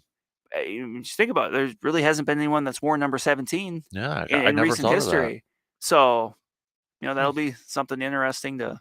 Well, and remember too, I think his wife will fit in because was it a couple years ago she bought like a bunch of beer for Yeah, fans? she was buying beer for fans of the World Series. Yeah, so Yeah. I think there's a good promotion there, Brewers fans or Yeah, Brewers, right. to figure that one out. So, I don't know if this is a few days old or maybe even a couple weeks old. I was watching Corbin Burns. He was doing an interview. It might have been with a podcast or something like that. And I can't remember, but they were talking about Pat Murphy, and Corbin was talking about how Pat is like all jacked up, like nobody's giving us a shot, like how Pat loves it, and they were talking about Corbin was kind of having some fun. He's like Pat thinks he knows guys that he played with. Like you drop a name, Pat's probably got a story like, oh, I know him or I knew him, like I coached him in the '50s or something like that. It seems like, and we've seen glimpses of this, but this seems like we're going to get maybe a little bit more of a animated manager with Pat I think Murphy. so. I think that's something people, and look, that's something I think some people will like Mm-hmm. because Craig Counsell, I think part of the reason he was successful, he was so even keel. Mm-hmm. You'd see him, get after an ump or someone at one point or another. But I do think Pat Murphy, I think, is going to be a little more. You said animated, like I Mm-hmm. think his post game press conferences are probably going to. You might learn a little bit more. Craig Yep. Counsell usually kept it pretty close to the vest. Yep.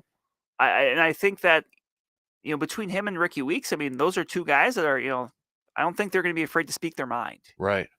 And I think you can kind of tell, like just listening to Corbin, it's almost like not to say they didn't respect Counsell because they did. They always, but it's Absolutely. a little different. It Like is. That's a very good way. It's just different. Like I'm not, Mhm. right now we can't say it's going to be better. We can't say it's going to be worse. Right. Even though Craig Counsell set a high bar with what he did, Mm-hmm. but it's going to be different. And I think that's exciting Yeah. because it's been a bit since we've had, the Brewers have had this. I mean, it's been a bit just in general. I mean, I would maybe go back to like Ned Yost as a manager that was, could be a bit fiery because Mhm. obviously Craig Counsell's pretty even keel. Ron Renicky wasn't a big screamer talker. Ken Maka certainly wasn't. So, like, as someone that is not going to be afraid to kind of speak his mind when the situation warrants it. So, Right. and I think especially for all these players, they know Pat Murphy really well. I think they're above all else. They're just excited to see him get this opportunity. Yeah. It just and I don't know if this would be the right way to kind of compare it. Counsell had a lot of success. Was a former player in the leagues. Won some World Series. You get the respect from that. Where it just seems like guys just want to win for Pat Murphy because they really like the guy. They like his personality. They like how he goes, his mindset, and goes about his business, sort of thing. Yep. That's the impression I get. Yeah, I think that's fair. And then, now you're always going to have up until whoever the next manager is. You're going to kind of have that idea of like Ricky Weeks is this kind of a manager in waiting kind of a thing. Mm-hmm. And we'll know. We'll see. I mean, Right. if the Brewers go out and win 65 games the next 2 or 3 years, then maybe not because they may just want to make a clean break altogether. But Mm-hmm. that's going to be interesting. Yep. And again, happy birthday to you. 90 years young today. 90 years young and still going at it. Yep. So, all right, let's take a quick break and let's talk some more coaching, but in hoops. I want to get your thoughts on the Adrian Griffin, Doc Rivers stuff that's going on. That's still not officially official with Doc Rivers. The dude is apparently, though, getting paid handsomely. We'll be back after these words.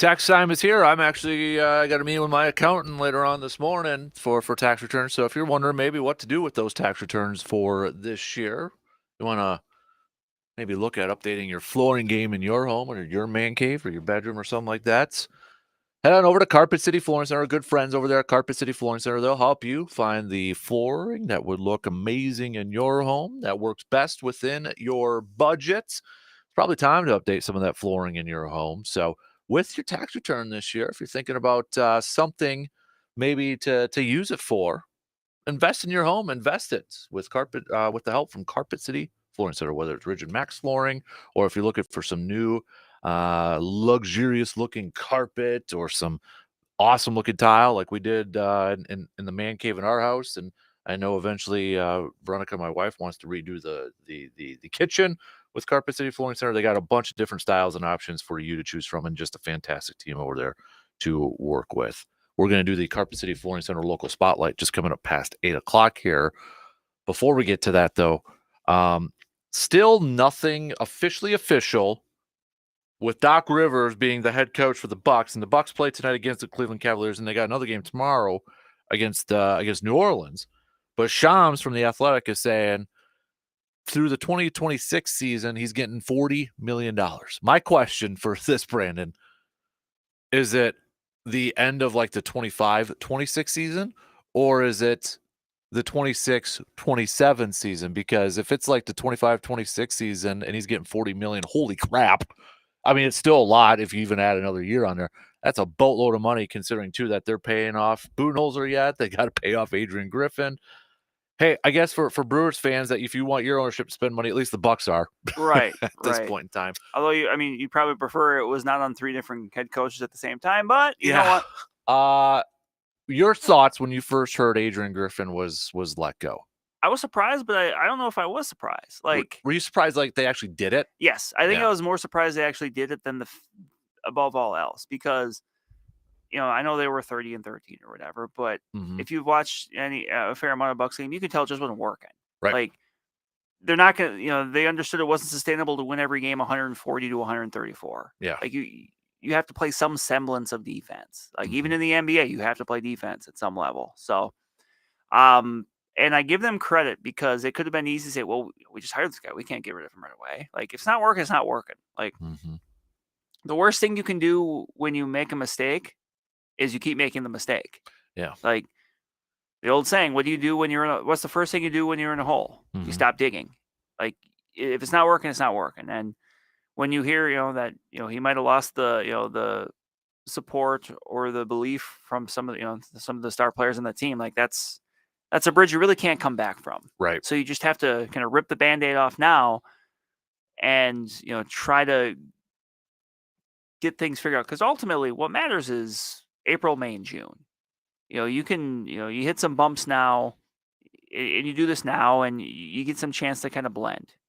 And I'm not going to say I'm, super stoked about it being Doc Rivers, but kind of going back to something you had mentioned earlier this week, like, I don't know what other options there were. Like, there's not very many kind of veteran coaches out there that can kind of jump in. You're not going to be able to redo it and get Nick Nurse. Right, exactly. There's just not a ton of options. Like, you could have went with, Joe Prunty, but is, like, was that going to be a guy that was you that think going to be the guy that gets to the top? Yeah. You probably doubt it. So you make the big play, and everyone's probably familiar that Doc Rivers has had some, his teams have had some disappointing finishes in the postseason. That's for sure. I mean, most recently last year, the Sixers. Yep. But you trust that, you believe it can be different because of the players you have. I mean, he's coached, some stars at different spots. And I personally feel like that was a big selling point too, is that he has experience with at every stop besides maybe Orlando. He's had some, his teams have fallen flat at times in the postseason. But you have to trust yourself and your team to say, hey, but now you have Giannis and Dame Lillard and Chris Middleton and Brook Lopez. Like, it's maybe a little bit different than having to deal with a James Harden. Right. Yep. So, you kind of have to, trust that. And you're going to give him enough time to kind of get the lay of the land and and hopefully be feeling a lot better about yourself come April than you are, right now. Right. Yeah. You know, I know there was reports and there was some talk, and even John Horst kind of mentioned it here too. You got the sense listening to John Horst's presser before their previous game against Cleveland that they, they I got the sense that he's like, yeah, we might have regretted making that hire after everything kind of happened after that, because at that time, when they hired, and he acknowledged we didn't know about Brooke, we didn't know about Chris, Giannis didn't have the extension, they didn't have Dame. They thought there might have been maybe a little bit of a chance, kind of a growth period. Right. Whereas, the way everything developed, like it's win now. It's not, we think he can be a good coach in 2 years. It's like, well, we kind of need him to be a good coach now. Right. Yep.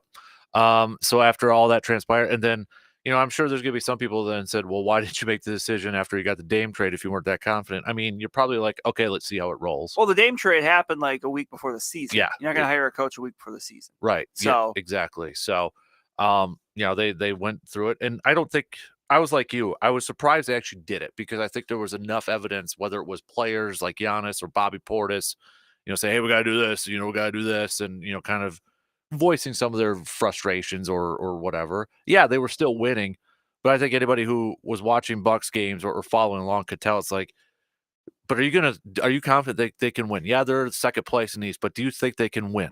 I mean, we're sitting here talking about, let's hope they don't face Indiana if they're a 7th seed. Yeah, and right. It's like that's not very confident to be thinking about that. It's like, because they can't stop them on the offensive side. And I know I don't think I've seen many people, if maybe I could count them on one hand, excited about Doc Rivers. But I'll say, who else is out there? Right. I just don't know what there were for options. Mhm. Like, yeah, you just that's given the realistic options out there. I think it was probably about as good as you could do, relatively speaking. And I think I know Giannis downplayed the role he had in bringing Adrian Griffin in, and I know he said, yeah, they asked me, for my opinions and all that, and et cetera. He's like, but I don't make the decisions and all that. I would counter that by saying, but you know what, Giannis, your opinion weighs more than maybe a guy like Pat Connaughton. Mhm. Or I'm not trying to pick on Pat, but if I'm a general manager of an NBA team and I know it's a superstar league where you got to make your superstars happy, otherwise their superstars are going to go out. And this is a superstar that was already making comments like, Milwaukee's got to show me that they're committed to always winning championships. So you're out there in public saying that. And so when the front office and the ownership group says, hey, here's our finalists, which one do you like? Just give us your opinion. And you say, I like Griffin the best. That is going to weigh heavily on a front office's decision. So you can say, yeah, you're not involved and you don't want to be involved in those decisions. Yet you kind of indirectly are, though, because one, you went out there and said, I got to see the team be, committed if I'm going to commit. And then you are the best player. You are a superstar. They were trying to make you happy. So yes, you are indirectly involved in these decisions. So may not have been like, I want that guy. That's my pick. It could have been like, yeah, I really liked him. I really enjoyed, and he was probably my favorite. Well, then that probably was the sign, seal, deliver. We're going to go with Adrian Griffin at that point. So do you think they regret not hiring Nick Nurse, though? Probably, but from what I had seen reported, maybe Giannis wasn't necessarily the big Nick Nurse fan. Mm-hmm. And again, if that's the case, well, then you're going to kind of... You have to live with it then if you're Giannis, right? Yes, you do. I mean, yeah, you do. If that's the case, and that's what I'd seen reported, but I'm not saying that mm-hmm. But whether that's true or not, like you're, for good or bad, like when you're a superstar, you give your opinion on things, like you have to understand, like they're going to listen to you. Yep. Exactly. If you don't want to be involved in that, you can just flat out say, hey, I trust you guys to make the decision. I want the best coach out there. Give me the best coach that you guys think is out there. So, I don't know. I know somebody was asking, like, why is he, they haven't announced Doc yet or anything like that. Maybe it's something on the road trip that he joins them because they're after these 2 home games. Yeah, they play back to back. Yeah, so maybe it's something like, hey, you want to bond with a new coach and a coaching staff? No better way than doing it in hotels and going on a West Coast road trip over there. But I don't think there's a hang up or anything. No, and I'm sure part of it too is just like it takes a lot. I mean, Doc Rivers went from he's doing TV mm-hmm. to like hey, you're going to be this coach in Milwaukee now. Like, there's still certain things you have to get taken care of. And he's like, probably trying to find coaches to join him too. Right. And, Yeah. that, or if, I don't know if he's going to be Kind of easing on in. if they're going to keep some of the staff, like how that works. Like, there's just a lot of logistics that have to be taken care of, and they can't be done in, a day. Especially during the season. Right. So, all right. Shot clock's going to cut us off here. So we're going to start off the third and final hour. We got the Carpet City Flooring Center local spotlight. We still got a cream of the crop to get to, and picks for championship weekends. Championship weekend. B's mom's going with the Lions and Ravens as well. She also says anyone is better than Jesse Winker at DH. So no more Swifty, she says either too. So no more Taylor Swift. All right, 2 hours in. We got one more to go. We'll be back after these news updates.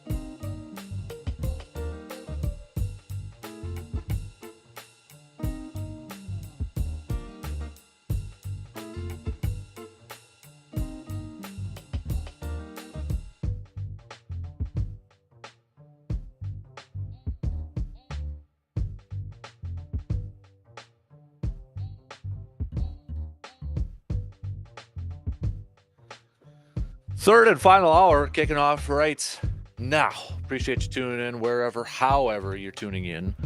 Coming up, we'll get to some Championship Sunday talk here. We got our picks coming up at the back end of the hour. No more coaching updates out there, although there's just 2 openings left, Seattle and Washington. I don't think Bill's going to be coaching. I don't think so. I think I would be surprised with either of those. I'm not even sure at this point if he's even interviewed. Yeah, he hasn't. And, I saw Shefty say that those teams probably not expected to maybe make their picks until next week, which tells you they're eyeing somebody who's still coaching right now. So maybe not even Vrabel coaching too. So, all right, Bill, you got some time to do a podcast then with Nick if you want to go out there. I had seen someone joke that Bill's going to have to get used to reading gambling spots for podcasts. I saw that too. But I'll throw out a conspiracy. If the Giants stink this year and they move on, could Bill go over there for? Because you feel like if Belichick's going to coach again, like it's going to, assuming it doesn't happen this offseason, it has to happen next offseason. Yeah. Like it's not going to be one where he waits around like 4 years and then just takes a job somewhere. Yep, exactly. Yep. If it's going to happen, it's going to have to be pretty quick. Yep, I agree. So if anything does pop up rumors-wise, we'll for sure let you know. But we'll recap some of that stuff coming up a little bit later on too. We got cream of the crop coming at you in just a little bit. But let's catch up on some of the prep stuff here, Brandon. Catch up on what's going on in our area here. I know you were watching some basketball last night. I don't know if that's where you kind of want to start off with was it you were in New Auburn? I was in New Auburn. 2 words, not 1 word. But yes, I was up in New Auburn for a basketball doubleheader. 2 non-conference games, 2 different opponents for New Auburn, but they won them both. The girls beat Eau Claire Emmanuel and the boys beat Shell Lake. So right now, both of those teams are on top of the East Lakeland Conference in their respective, in their respective sport. But kind of gearing up to, hope to aim to win a conference title, and what's in both boys and girls is competitive at the top. On the girls' end of things, they had a really good year last year, won 22 games, played for a regional championship when they had a fair amount of turnover from that team, but still just getting a lot of contributions from younger players. And that's a New Auburn team that just has on its varsity team 2 players that are either a senior or a junior. I mean, it's mostly sophomores and freshmen. So this is a team that's probably going to be doing some good things here for a while now. And on the boys' side, a big night out of junior Justin Melland, 28 points for the 6'4" junior. I mean, and I was thinking about this during the game because I knew I'd be here today. I think you would really enjoy watching New Auburn play because they are a throwback. Okay. They are get the ball in the post. I mean, make a move in the post. Like they work inside out. Whereas, obviously now a lot of basketball is it's played around the perimeter and, up tempo, that kind of stuff. They're a little more methodical pace, but they're, it's fun that, a team like New Auburn that has like 3 or 4 kids that they'll throw into the post, like, and they're big kids. Like, it's just kind of, it's a bit different than what you see these days. And to me, it's always fun to watch because it's just something you don't see a lot, and they're having success with it. Right now they're on top of the East Lakeland Conference, but they got a couple big games coming up next week with Flambeau and Winter. So, they're going to enter the home stretch of the season with 2 teams with a shot to win a conference title. Nice, nice. So, sticking with girls hoops here, I know Chi High was the other night, lost to Lacrosse Logan. They beat Lacrosse Logan, or they beat Lacrosse Logan. They did. Yes, they did. Okay, yeah. Yep. And something we'll talk. I think we'll talk about again a little bit. But Eau Claire Memorial on top of the conference picked up a big win on Tuesday night with the excuse me, marbles in the mouth. But and then a milestone for Coach Brendan Fanning, and that was Monday night. Sorry, with picking up his 100th win as head coach, and that was a win on Monday night over Marshfield. And as we're all aware, Marshfield always a good girls basketball program. So right now they're on top of the conference, 6-1. So they're above Menominee right now. They are. There's been some movement here these last couple of weeks with Memorial's up top. You got Hudson and Menominee a half a game back each. You got Rice Lake, who's 1 game back. Sorry. So I mean, you've got 4 teams right now at the top of the Big Rivers within a game of each other. Wow, this is gonna be actually, you could say 5 within a game and a half with River Falls. Wow. And tonight, Eau Claire Memorial hits the road and they go to play River Falls, and then they turn around tomorrow night and they play High. That's a makeup game from a couple Fridays ago. We had the snow, so so yeah, this is going to be kind of that movement time because you've got. I mean, these are all competitive teams. I mean, Memorial's got one loss. They're getting state ranking. Love there. Hudson's always good. They've won a couple in a row here. Menominee is, they've kind of rebounded. They had a tough stretch here recently, but they're 15-3. They're going to be a threat come the Division II playoffs. And you mentioned Rice Lake. I mean, that's a team that between the two Shepley sisters, like there's going to be, they're a tough matchup for teams because they've got, those two players at the top. They're just such a tough matchup because they're such great athletes, and they move a lot of stuff through them, and rightfully so. And that's a Rice Lake team that, like we see in a lot of other sports, that's going to be a threat come the postseason because of the schedule they play and the talent they have.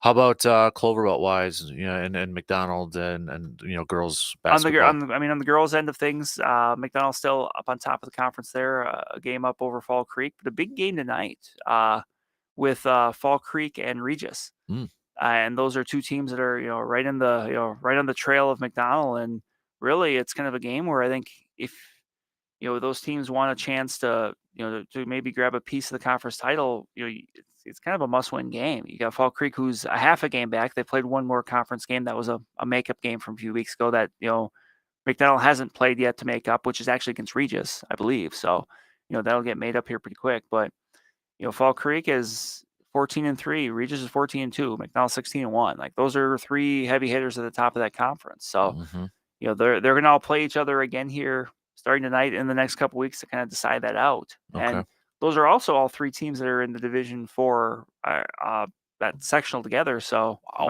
they might be seeing a fair amount of each other here, in the next month plus. Absolutely. So boys side of things, BRC, is it still Emmanuel or Eau Claire Memorial? Memorial, I had yes. Emmanuel on my mind. Yes, yeah. I mean, we mentioned it with the girls, but I mean, obviously a great season, so far for the boys team. They had that loss earlier on in non-conference play at Stevens Point, but they're still in good shape in the conference. They're actually they're 2 games up on both River Falls and Hudson, and River Falls comes to Memorial tonight. So Okay. I mean that's a big one there. Hudson's playing at Chippewa, so a lot of those top teams will be in action around here. In the Western Clover Belt, Bloomer still unbeaten. They picked up a win last night over Eau Claire Regis in a very quick game. Yeah. As Justice kind of alluded to, I mean, that was a game where Bloomer only committed 2 fouls. Oh, wow. So, I mean, that's going to move a game pretty quick, but they're 9-0 in the conference. They've actually got a 3-game lead up on McDonald with Stanley Boyd from Fall Creek and Regis also in the mix there. So, Bloomer's in good shape to win which would be their first Western Clover Belt title. Remember, they moved from the Heart of North a few years ago. Okay. But, that's a Bloomer team that picked up an impressive win over Elk Mound on Monday. And then those are 2 Division III teams. They're in the same section, but they're in different halves of that sectional. But that's an Elk Mound team that really put a whooping on Prescott not that long ago, which, Prescott's the leader or one of the leaders in the middle border. So, that'll be interesting, as we now start to get into February, we're going to have to start talking about seeding. Yeah. Playoff seeding, because, and remember that is, that's seeded electronically by the WIA. So there's a formula. They don't tell you the formula, but they kind of tell you some of the things that go into the formula. They just don't tell you how it's all weighted. But Bloomer stands an excellent chance of being a really high seed there. You mentioned I know middle border here too. I know there's Altoona. It's taking on Osceola.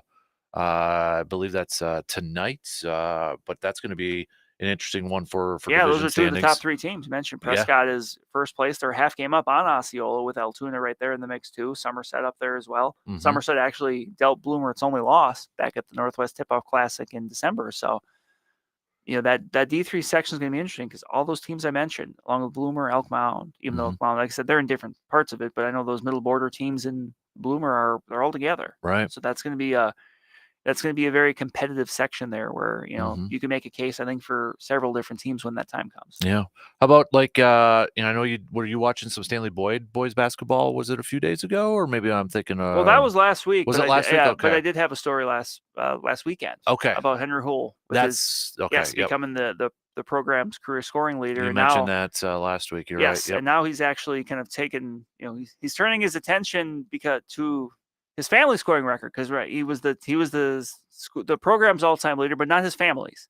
His sister Lily still was up on him. There's actually 4 members of that family that scored 1,000 points in their in their respective basketball careers. So. Okay, at Stanley too. That's all at Stanley Boyd. Stanley. All at Stanley Boyd. So nice. Yeah, so that was kind of the next one for him is he's trying to chase down his older sister who had a great career with the girls basketball team here not that long ago. Nice.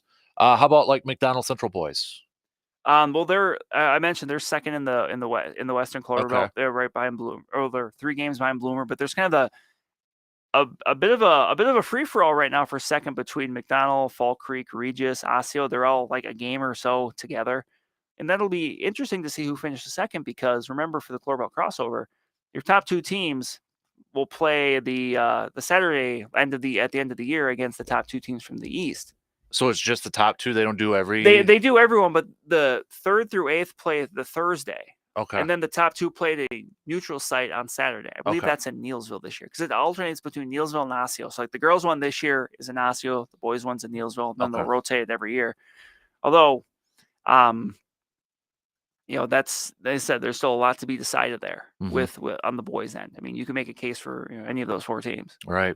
Hockey wise, BRC. I know that's are we starting to kind of wrap up close to the regular season here? Yeah, we're getting pretty close on the boys' side. Chahai has a 2-game lead in there after the big win over Hudson last week. They're 2 up on the Raiders. Hudson picked up a marathon win over Eau Claire Memorial on Tuesday night. I believe that game went to overtime or double overtime, but it went to OT. It went a ways. It definitely went a ways there. But so Chahai is looking to win its first conference title since 1989. And they're in good spot now. They've still got matchups left with Memorial and North and New Richmond. So they've still got some teams that are definitely going to be highly motivated. When the longer you go in any sport, in any conference, and you still got that 0 next to the loss column. Yeah. That all those other every team you face they want to be the one to deal with that loss. So I mean that's that target gets bigger. It does, and Chippewa knows that. So that they'll be back in conference action next week. Okay. But on the girls' end, St. Croix Valley was is still first in the conference. Chippewa Falls, Menominee, and Hudson actually had a scoreless tie on Tuesday in girls hockey, which that was an important matchup because I mentioned playoff seedings. You're going to have 3 teams between Hudson, Chippewa Falls, Menominee, and Western Wisconsin who all might have a decent case for the number 2 seed behind St. Croix Valley. And they've all kind of beat each other a little bit. So it's going to be interesting when that time comes to see who lands that 2 seed because, that gives you, obviously a little bit better matchup against the lower seed to open the playoffs, but also it might allow you to avoid St. Croix Valley until the sectional final. Gotcha. And hockey playoffs are always kind of crazy where, you can see those upsets get sprung. But you want to be able to do your best to put yourself in the spot to get the best possible seed. And kind of wrap it up here, Brandon. I know you did a story too with swimming, Chai swimming. Yes. Was it Eric Petrowski? Yes. That you had a story on? Yeah. Last year he missed state in the 50-yard freestyle by 11/100ths of a second. Oh, jeez. Which it doesn't sound like much, and it's not much, but like in swimming, especially like the 50 free, which is basically the fastest event you have, it's down and back. Yeah. You go, you get to and it's just an absolute free for all. And so I was able to talk with him at their dual meet against Hudson on Tuesday, kind of about what goes into being successful in that event, because it's so fast that you don't really have a lot of time. Like, how do you make adjustments when your race is done in 23 seconds? And for boys swimming next weekend, actually, we've got the Big Rivers Conference Championships at Eau Claire North. Okay. So we're already reaching the postseason for, once February starts, it doesn't take very often, and boys swimming will be the first. Yeah. All right. On that note, just some Blue Gold stuff coming up here too. A busy weekend for Blue Gold and Stouts. You got wrestling, that wrestling program continuing their awesome season. Indoor track and field is also in action for the Blue Golds. You got Blue Golds gymnastics visiting Stout. So you got that going up here. Hockey also in action. Men's team tonight, taking on Northland. And then just kind of scrolling through here, we got wrestling, as I mentioned, swimming and diving going up against Whitewater. So I mean, everything's in action. You got hoops. That's also in action coming up this weekend too. Stout wise, they're going for basketball. They've got Oshkosh for both the men's and women's team. Men's hockey's going up against Stevens Point. So that'll be a tough matchup over there too. So speaking of which, for the Blue Golds, we got that new episode of the Rollin' with the Golds podcast up if you want to take a listen. Speaking of which, basketball too for the Blue Golds, taking on Whitewater. The men's team is going to be at home for this one. Whitewater currently ranked at number 21, it looks like. But back to that podcast, you can check it out on your favorite podcasting platforms or at sportstalk1051.com or at bluegolds.com, where you can also check out their entire schedule.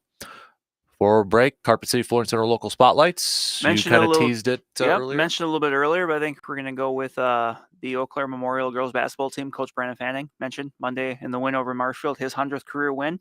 Things are going pretty well for them right now. They're 14-1 overall. Like I mentioned, top of the Big Rivers. Tonight they're at River Falls. Tomorrow night they're at Chippewa Falls, and then Tuesday night they got a big one at Eau Claire Memorial against Hudson, who I mentioned is one of those teams hot on their heels in the conference race. So a big and busy stretch coming up here for the Old Apes. Yeah, that's going to be quite the chase down at the wire with all those teams, and then Menominee thrown in there Menominee too, right there, even with them. Rice Lake's still in contention. Yep.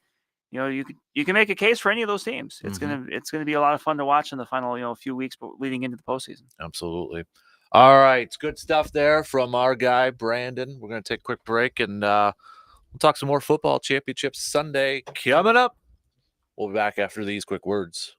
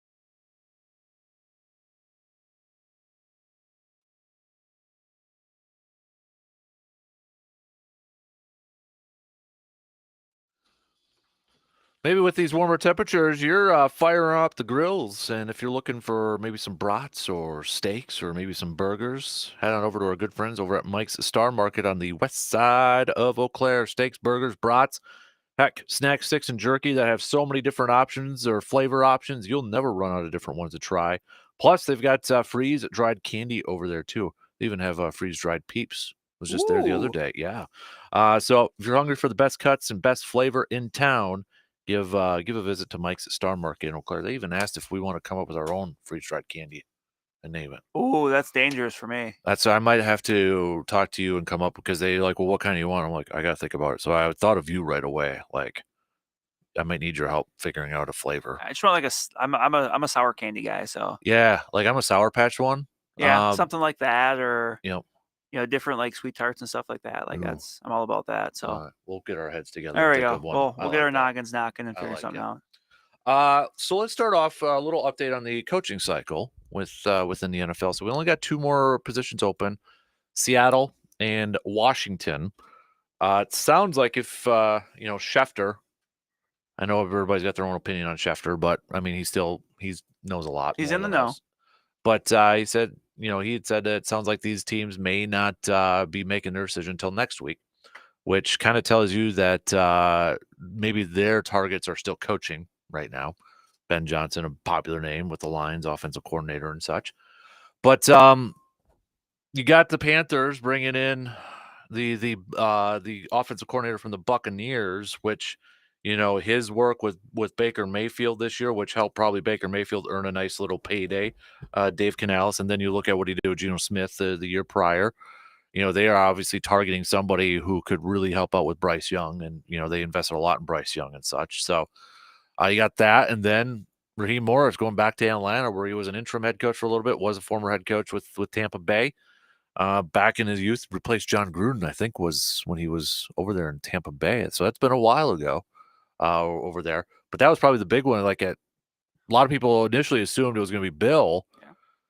Nope, went with Raheem Morris. And I was watching some, like Albert Breer and Tom Curran, who obviously covered the Patriots or, got some insight in there. And no surprise, they kind of thought, okay, maybe it came down to like how much was Bill wanting, not money-wise, but control-wise.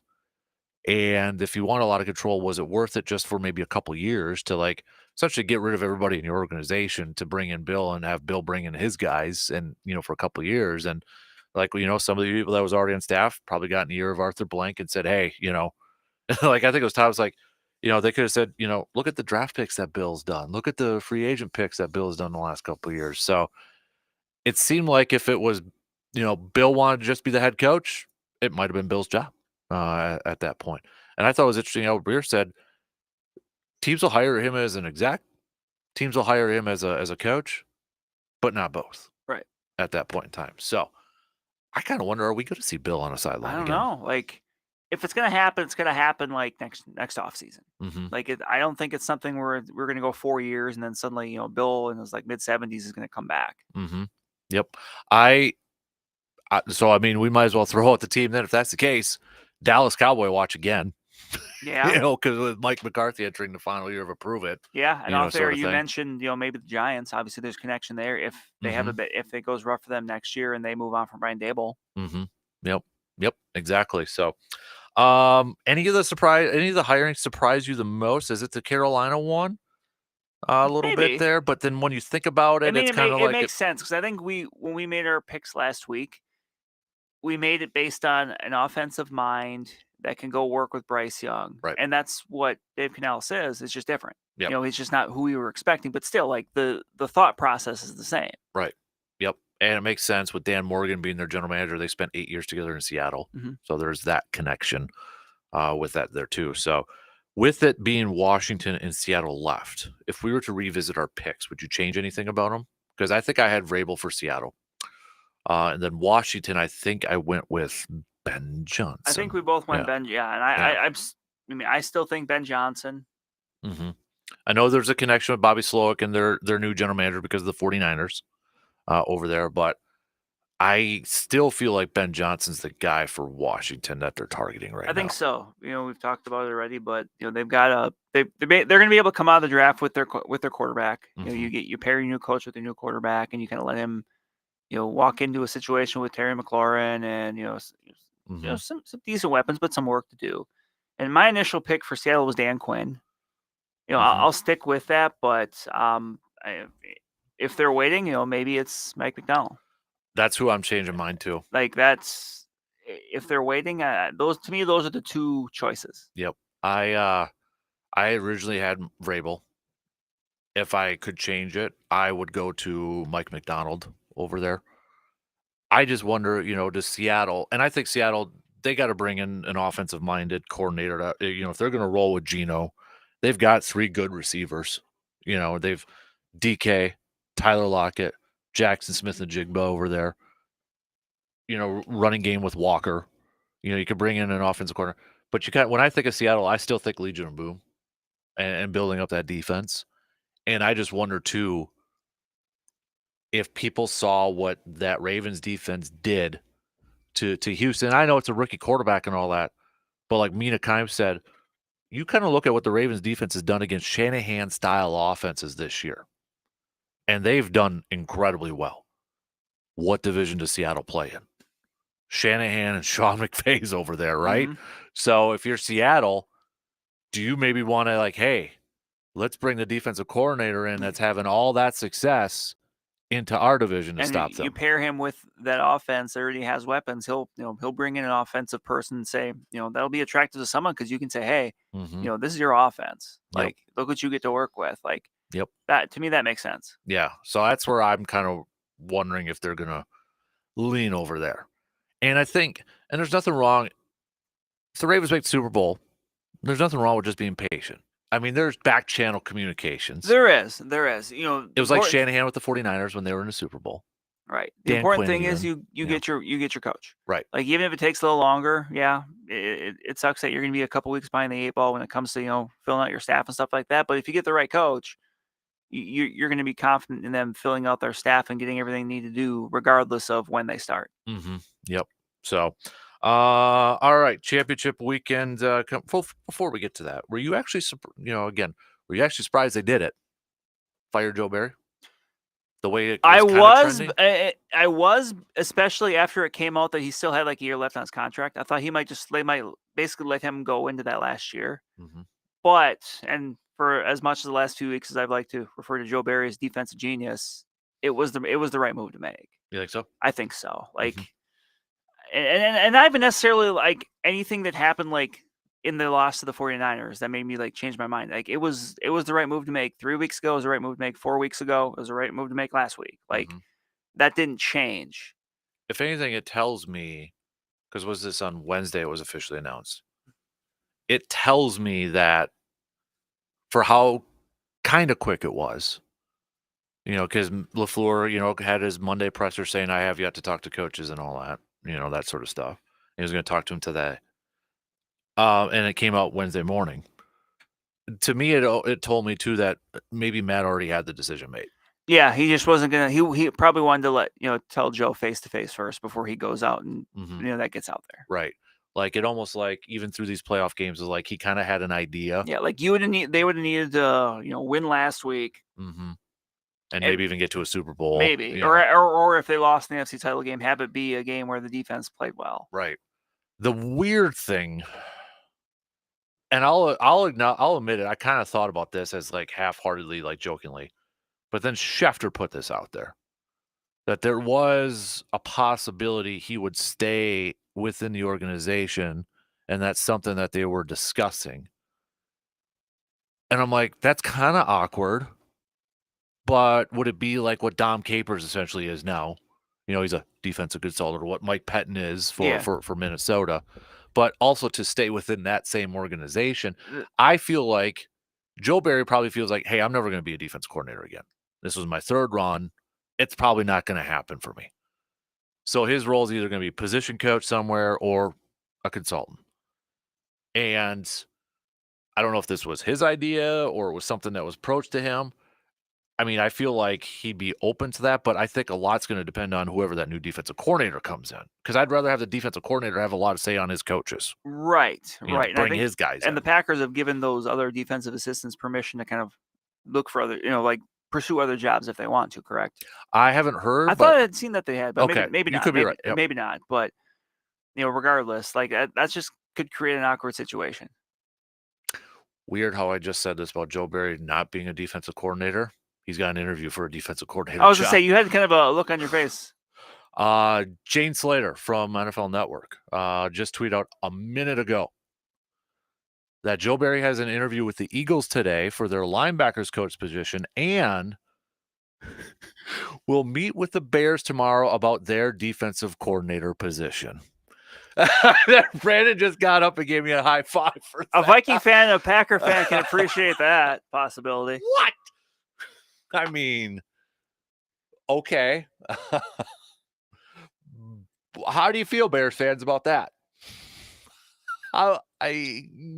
Yeah, okay. I mean, I don't know if he'd be calling plays. Matt Eberflus is probably calling plays. That would make it a little bit different. But I was gonna say, get ready to see TJ Edwards trying to cover Justin Jefferson and Christian Watson out on the perimeter, buddy.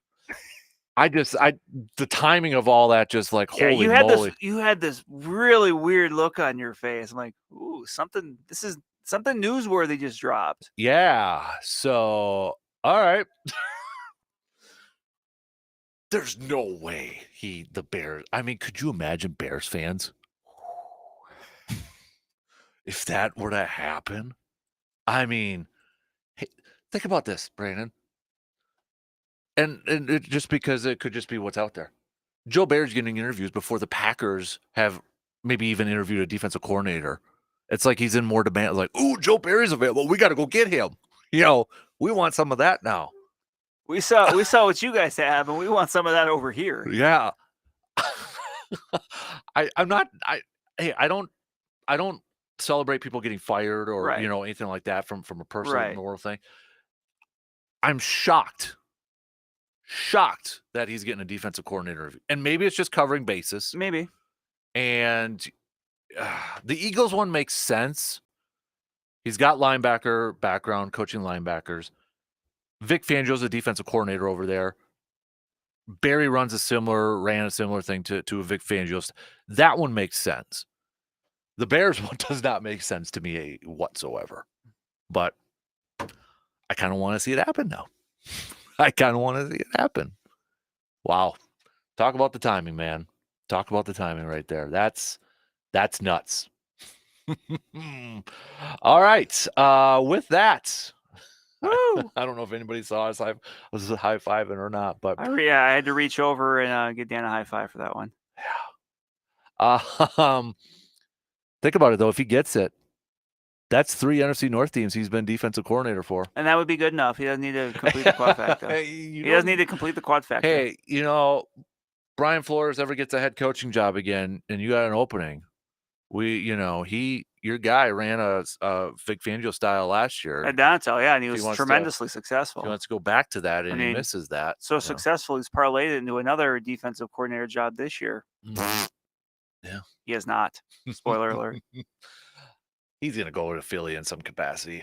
That would make sense. That would make sense. Yeah. All right. So with championship weekend here, without giving your picks, I did retweet it, Jake from State Farm. I did retweet it. So he's like, retweet that so I can send it to my Bears fan boss, please. I did. Go. I retweeted it, whatever. Screw it. Let's take a break because I got to regroup from this breaking news here of Joe Barry possibly going to the Bears. We'll make some picks and then talk about the games. How about that? We'll make our championship picks and then kind of talk about the games at that point in time. So, all right. Wow. I guess I spoke it into existence. Hey, Joe Barry is never going to be a defensive coordinator again. Chicago Bears, hold my beer. That's what I got in my mind right there. We'll be back in just a couple minutes.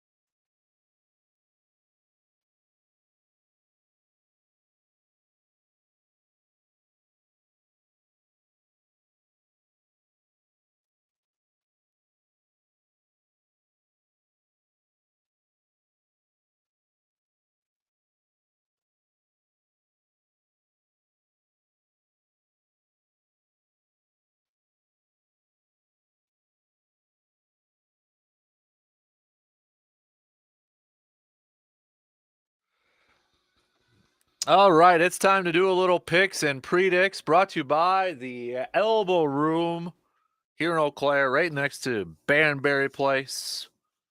Garrett, big Niners fan over there. He's got to be excited about the game on Sunday. So we'll see if Brandon and I are going to pick the Niners to advance or not. But first things first, let's do the AFC. Okay, because we're going in order of the games here. That's the first one up. You going Ravens or Chiefs, and why?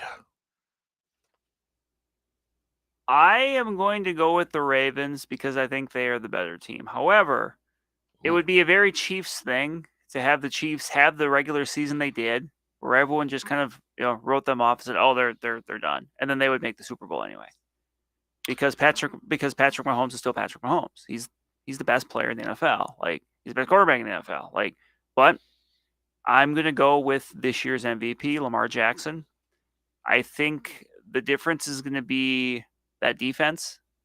Especially in the middle of it, the linebacker core, like being able to kind of keep Travis Kelce from running wild. Yep. Because Travis Kelce, another one. He didn't have a great year, but last week he showed he's still darn good. Like, he's not done. But in the end, I'm going to take Baltimore. I am going to take the Ravens as well. That defense is awesome. Lamar Jackson's probably going to be MVP, odds are. The player on this defense, you mentioned the linebacking core for the Ravens and such, and I mean blitzing and all that. The player that I think is going to have the biggest impact for the Ravens defense is going to be Kyle Hamilton. That guy's a stud. Chess piece. Yes. You can play him all over the place. Yep. He might have a big role in stopping or slowing down Travis Kelce in this game. Isaiah Pacheco, trying to slow him down in the running game. One of Hudson's now favorite players is Isaiah Pacheco for some reason. Had to go buy him an Isaiah Pacheco card. I think he just likes saying the name. Pacheco. It's a fun running back name. Yeah. But I think with Hamilton back there, that's the safety I want for Green Bay, is that type of safety. Is that dude. I mean, he's big.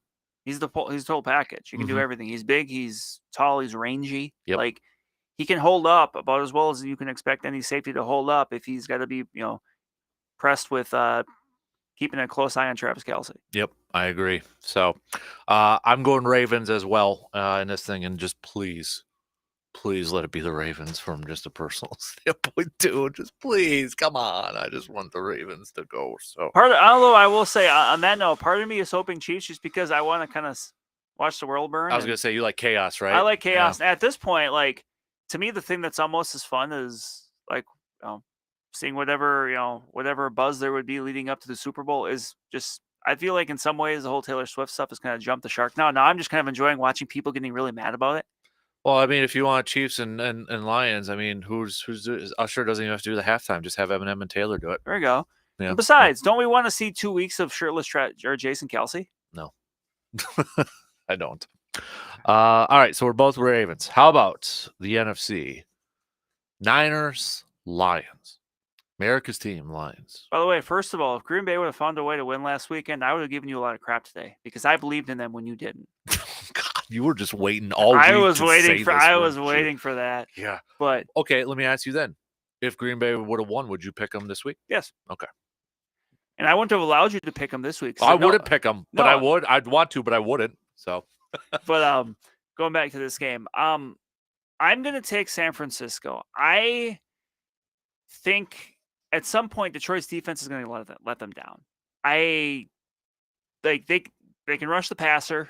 Aiden Hutchinson is a great young star in this league. I still have questions about their secondary, about that back half of the defense. And even though the 49ers will not likely have Deebo Samuel, I think at some point, I mean, it was a grind. The Buccaneers have been very hit or miss. We're within striking distance. Like, at some point, I just think this defense reverts to what we saw at times when the Packers beat them at Thanksgiving, or when they allowed Nick to throw yards on them twice. Like, at some point, I think the defense is the reason that Detroit loses at some point. I think this is that game. Garrett, if you're listening, I'm sorry, man, but I'm going 49ers too, which means it's the kiss of death. Yep. So we both picked it. So yep. Chiefs and Lions. Yeah. 40. The way that I know people are kind of down on the 49ers because of how they played against the Packers. That might have actually been a good thing for them, I think, in this one. Barely squeaking by with that thing. It's not going to rain. Brock Purdy stinks in the rain. I've got the weather. It's not supposed to rain. So it's going to be nice for him over there. I think the Niners, I feel comfortable in the Niners, and I don't know if that's a good thing right now. Right. I agree with your thought on, I'm not going to say that they overlooked the Packers last week, but I think they now have that, whenever you have a game like that and you win, it's just like, okay, you kind of feel like, okay, we got away with one there. You maybe focus a little bit more. Right. And I think that's what's going to happen. I really do. And I agree with you said with the Lions defense too, over there. Just, Debo being a loss is a big loss. But here's the other part too. Brandon Ayuk had over 1,300 yards receiving. Right. George Kittle had over 1,000 yards receiving. They still got a dude named Christian McCaffrey that they can get involved in the game. Yep. So I think, I'm going to go with the 49ers in this one too. And I just think that Niners defense, I think if you can put pressure on Jared Goff, consistent pressure on Jared Goff. Get him off a spot. Yep. When he can sit back there and get rid of the ball quick, he's a very good quarterback. Mm-hmm. But if you can get pressure up in the middle in his face, you can make him look very bad. I think Fred Warner is just going to wreak havoc on him. We've seen how bad Jared Goff is when he's under pressure, and I think the 49ers can do that. Lions are a little banged up too. Frank Ragnow, he's got 4 injuries on there, and he toughed it out. But now you're going up against, San Fran, and they're going to try to put some pressure on it. So, I'm rolling with the 49ers in this one. So, 49ers, Ravens rematch from 10 years ago? From the Harbaugh Bowl. Yeah. When the lights went out already? 2013? 2011. Or was that the 2013 season? Was it the 2013 season, 2014 Super? Okay. Yeah. Yeah, because that was when Rodgers was out, and then they played the 49ers when they beat the Bears, and then the 49ers came and beat them in the cold weather. And, gotcha. So 13 season, I believe. 14. Yeah, so then, Yep. And full circle, we got Jim Harbaugh back in the NFL now. Yep. So. Yep. And he's going to be in Baltimore, apparently.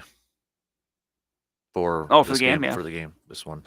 Be the last time you could probably wear a Ravens hat, though. I don't even know if you should still wear a Ravens hat in this one. He should wear the Rob Lowe NFL. Where did I see something like that? I saw somebody. Oh, it was around here, I thought, too. I was getting like, wow. They had the Rob Lowe NFL shield. Yeah, hat it was either a hat or a jacket or something like that. I can't remember what it was, but all right, that's what we're rolling with. And to me, fitting because those were the 2 best teams all season long. Yep. They're the 2 1 seeds. Like, to me, that's I would say the best matchup as far as on field. Certainly if the Lions make the Super Bowl, there would be a lot of other, fun things going into it. If the Chiefs make the Super Bowl, there would be a lot of things that were talked about in the lead up there too. But to me, that is the best possible matchup. And it matches the color scheme of the logo. Ooh, conspiracy theory. Yeah, because it was purple and red. So it's like a purple, because that's happened in the past where teams have advanced the Super Bowl match color scheme. Mm-hmm. And I think next year's is purple and green, so Jets and Vikings. Oh, God. Or Green Bay and Baltimore again. I like mine better. Oh, boy. Man. I feel more comfortable, I think, with the 49ers win than the Ravens win, almost. And I don't know if that's dangerous. I think that's kind of dangerous to have that mindset. I'm not a fan of either's team, so I don't really care. Honestly, I don't have a team that I really like. I'm hitching my wagon to. No. With these 4. I got a division rival. I don't care that they haven't won. It's a feel-good story. Awesome. But you know what? It's still division. Yeah, they felt good enough. Yeah. It's I thought about this week. The Chappelle Show skit with the player haters ball, where he's like, we were talking about hating. He's like, why do you have more than me? Why can't I have that? That's how I feel right now. Why do you have more than me? Why can't I have that? Yep. I can't do it. I can't do it. I'm too competitive. I don't want to I don't want to have a division team. And then 49ers with all that history there. Yep. Chiefs, I'm just sick and tired of. And, Ravens won one 10 years ago, and that's fine. So, yeah. I got too much. I just, whatever happens in this one, I guess. So, okay. Again, those, the first one's going to be the AFC. Second one's going to be the NFC on Sunday. I wanted to do another prediction, but I forgot what it was. I got too focused on football here. I forgot what my other prediction I was going to bring up, and I thought it was a good one. Maybe we got Badgers and Michigan State tonight. Oh yeah, let's do that one. Yeah. That's another pick there. You want me to bring up the line for that game? Because Badgers beat them earlier during that 3-game stretch that we thought was the gauntlet. Mm-hmm. And they beat Michigan State in that one. Let me get the line for this one. This one's in the Kohl Center. I did see the Badgers say it's sold out. Yep. Because they're doing stripe it out over there. 7:00 tip time. The line is, I got to imagine the Badgers. Yeah, Badgers 3.5. That's, yeah. Mm-hmm. And I will take Wisconsin. I think that, we were talking a little bit about, kind of the Niners and maybe the game with the Packers. I think maybe Wisconsin coming off that win over Minnesota. Again, that could have got away from them. Maybe in previous years it does. But they're at home. I think, the Kohl Center will be rocking. Yep. Hopefully. Yeah. But and Michigan State's just very hit or miss. Mm-hmm. And this is one if you're Wisconsin you want to get, because you still got 2 matchups with Purdue coming up. You've got the schedule gets tougher once you get into February, so you just need to keep banking conference wins. Mm-hmm. So I will take Wisconsin by 5. I'm going to take Wisconsin. I like that 5. I think there's going to be like a bunch of free throws in that final minute. You know how we see the foul go to the line sort of thing. So, yeah, I like Wisconsin. Oh, what? What was that? That was my Macho Man impression. Oh, cream of the crop. That's what I was. Okay, thank you. What? That's a Macho Man thing? Why is that a Macho Man thing? Is that something he did? He would. I'll show you some. Okay, I wasn't sure. All right, cream of the crop before we get out of here.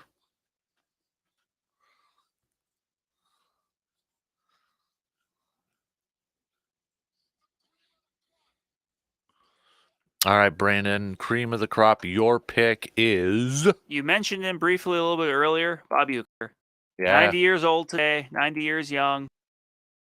Still going strong with it, getting ready for.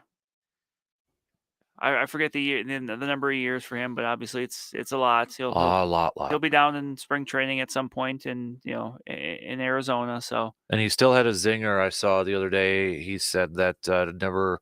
I'm paraphrasing here, but didn't think I'd get to my batting age or batting average. Right? Yeah. Yes, 90. Mm-hmm. So. Yep. That's a good one. Count your blessings every time you get to listen to him right here on Sports Talk 105.1 and 790 AM. And 790 AM. That's a good one. That's a solid one there. I think I'm gonna go. Excuse me. I'm gonna go with the Falcons. For this reason only. Not succumbing to the thought of giving everything over to Bill. I'm not discrediting what Bill's done, Bill Belichick and that, but not like, hey, he's available, just take it and do whatever. There's a reason why Bill's not coaching the Patriots anymore, too, right? I mean, if they were still winning over the postseason, he's still with the Patriots.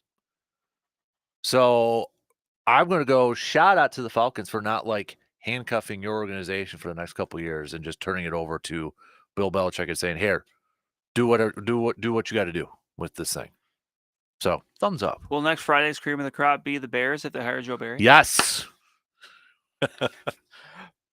God, I know we might be being mean here, but that's just like that. That would just for the story. Like, yeah. Not even because like, what you may think of him. Like, that's a fun story.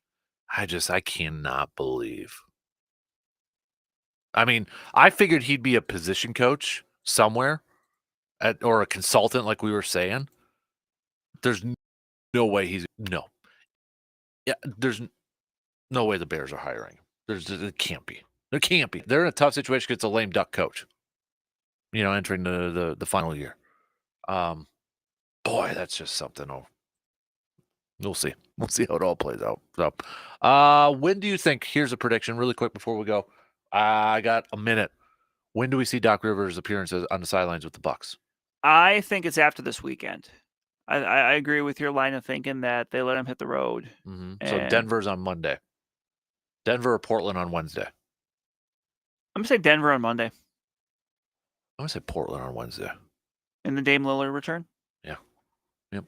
I'm going to say Portland. So, all right. Where are you going to be at tonight really quick? I'm going to be in Stanley. Okay. For Stanley Boyd Thorpe girls basketball. All right. There you have it. Enjoy the games this weekend, everybody. We'll talk about it on Monday. Maybe we'll have some defensive coordinator news out there, rumors about Green Bay potentially. Maybe bring it in for interviews and that sort of stuff. But yeah, enjoy the games. We'll talk about it Monday. We'll talk some Bucks on Monday. Don't forget, Studs and Duds also on Monday. DP and the Danets, they're up next. Have a good weekend. I'll see you again Monday morning, 6 a.m.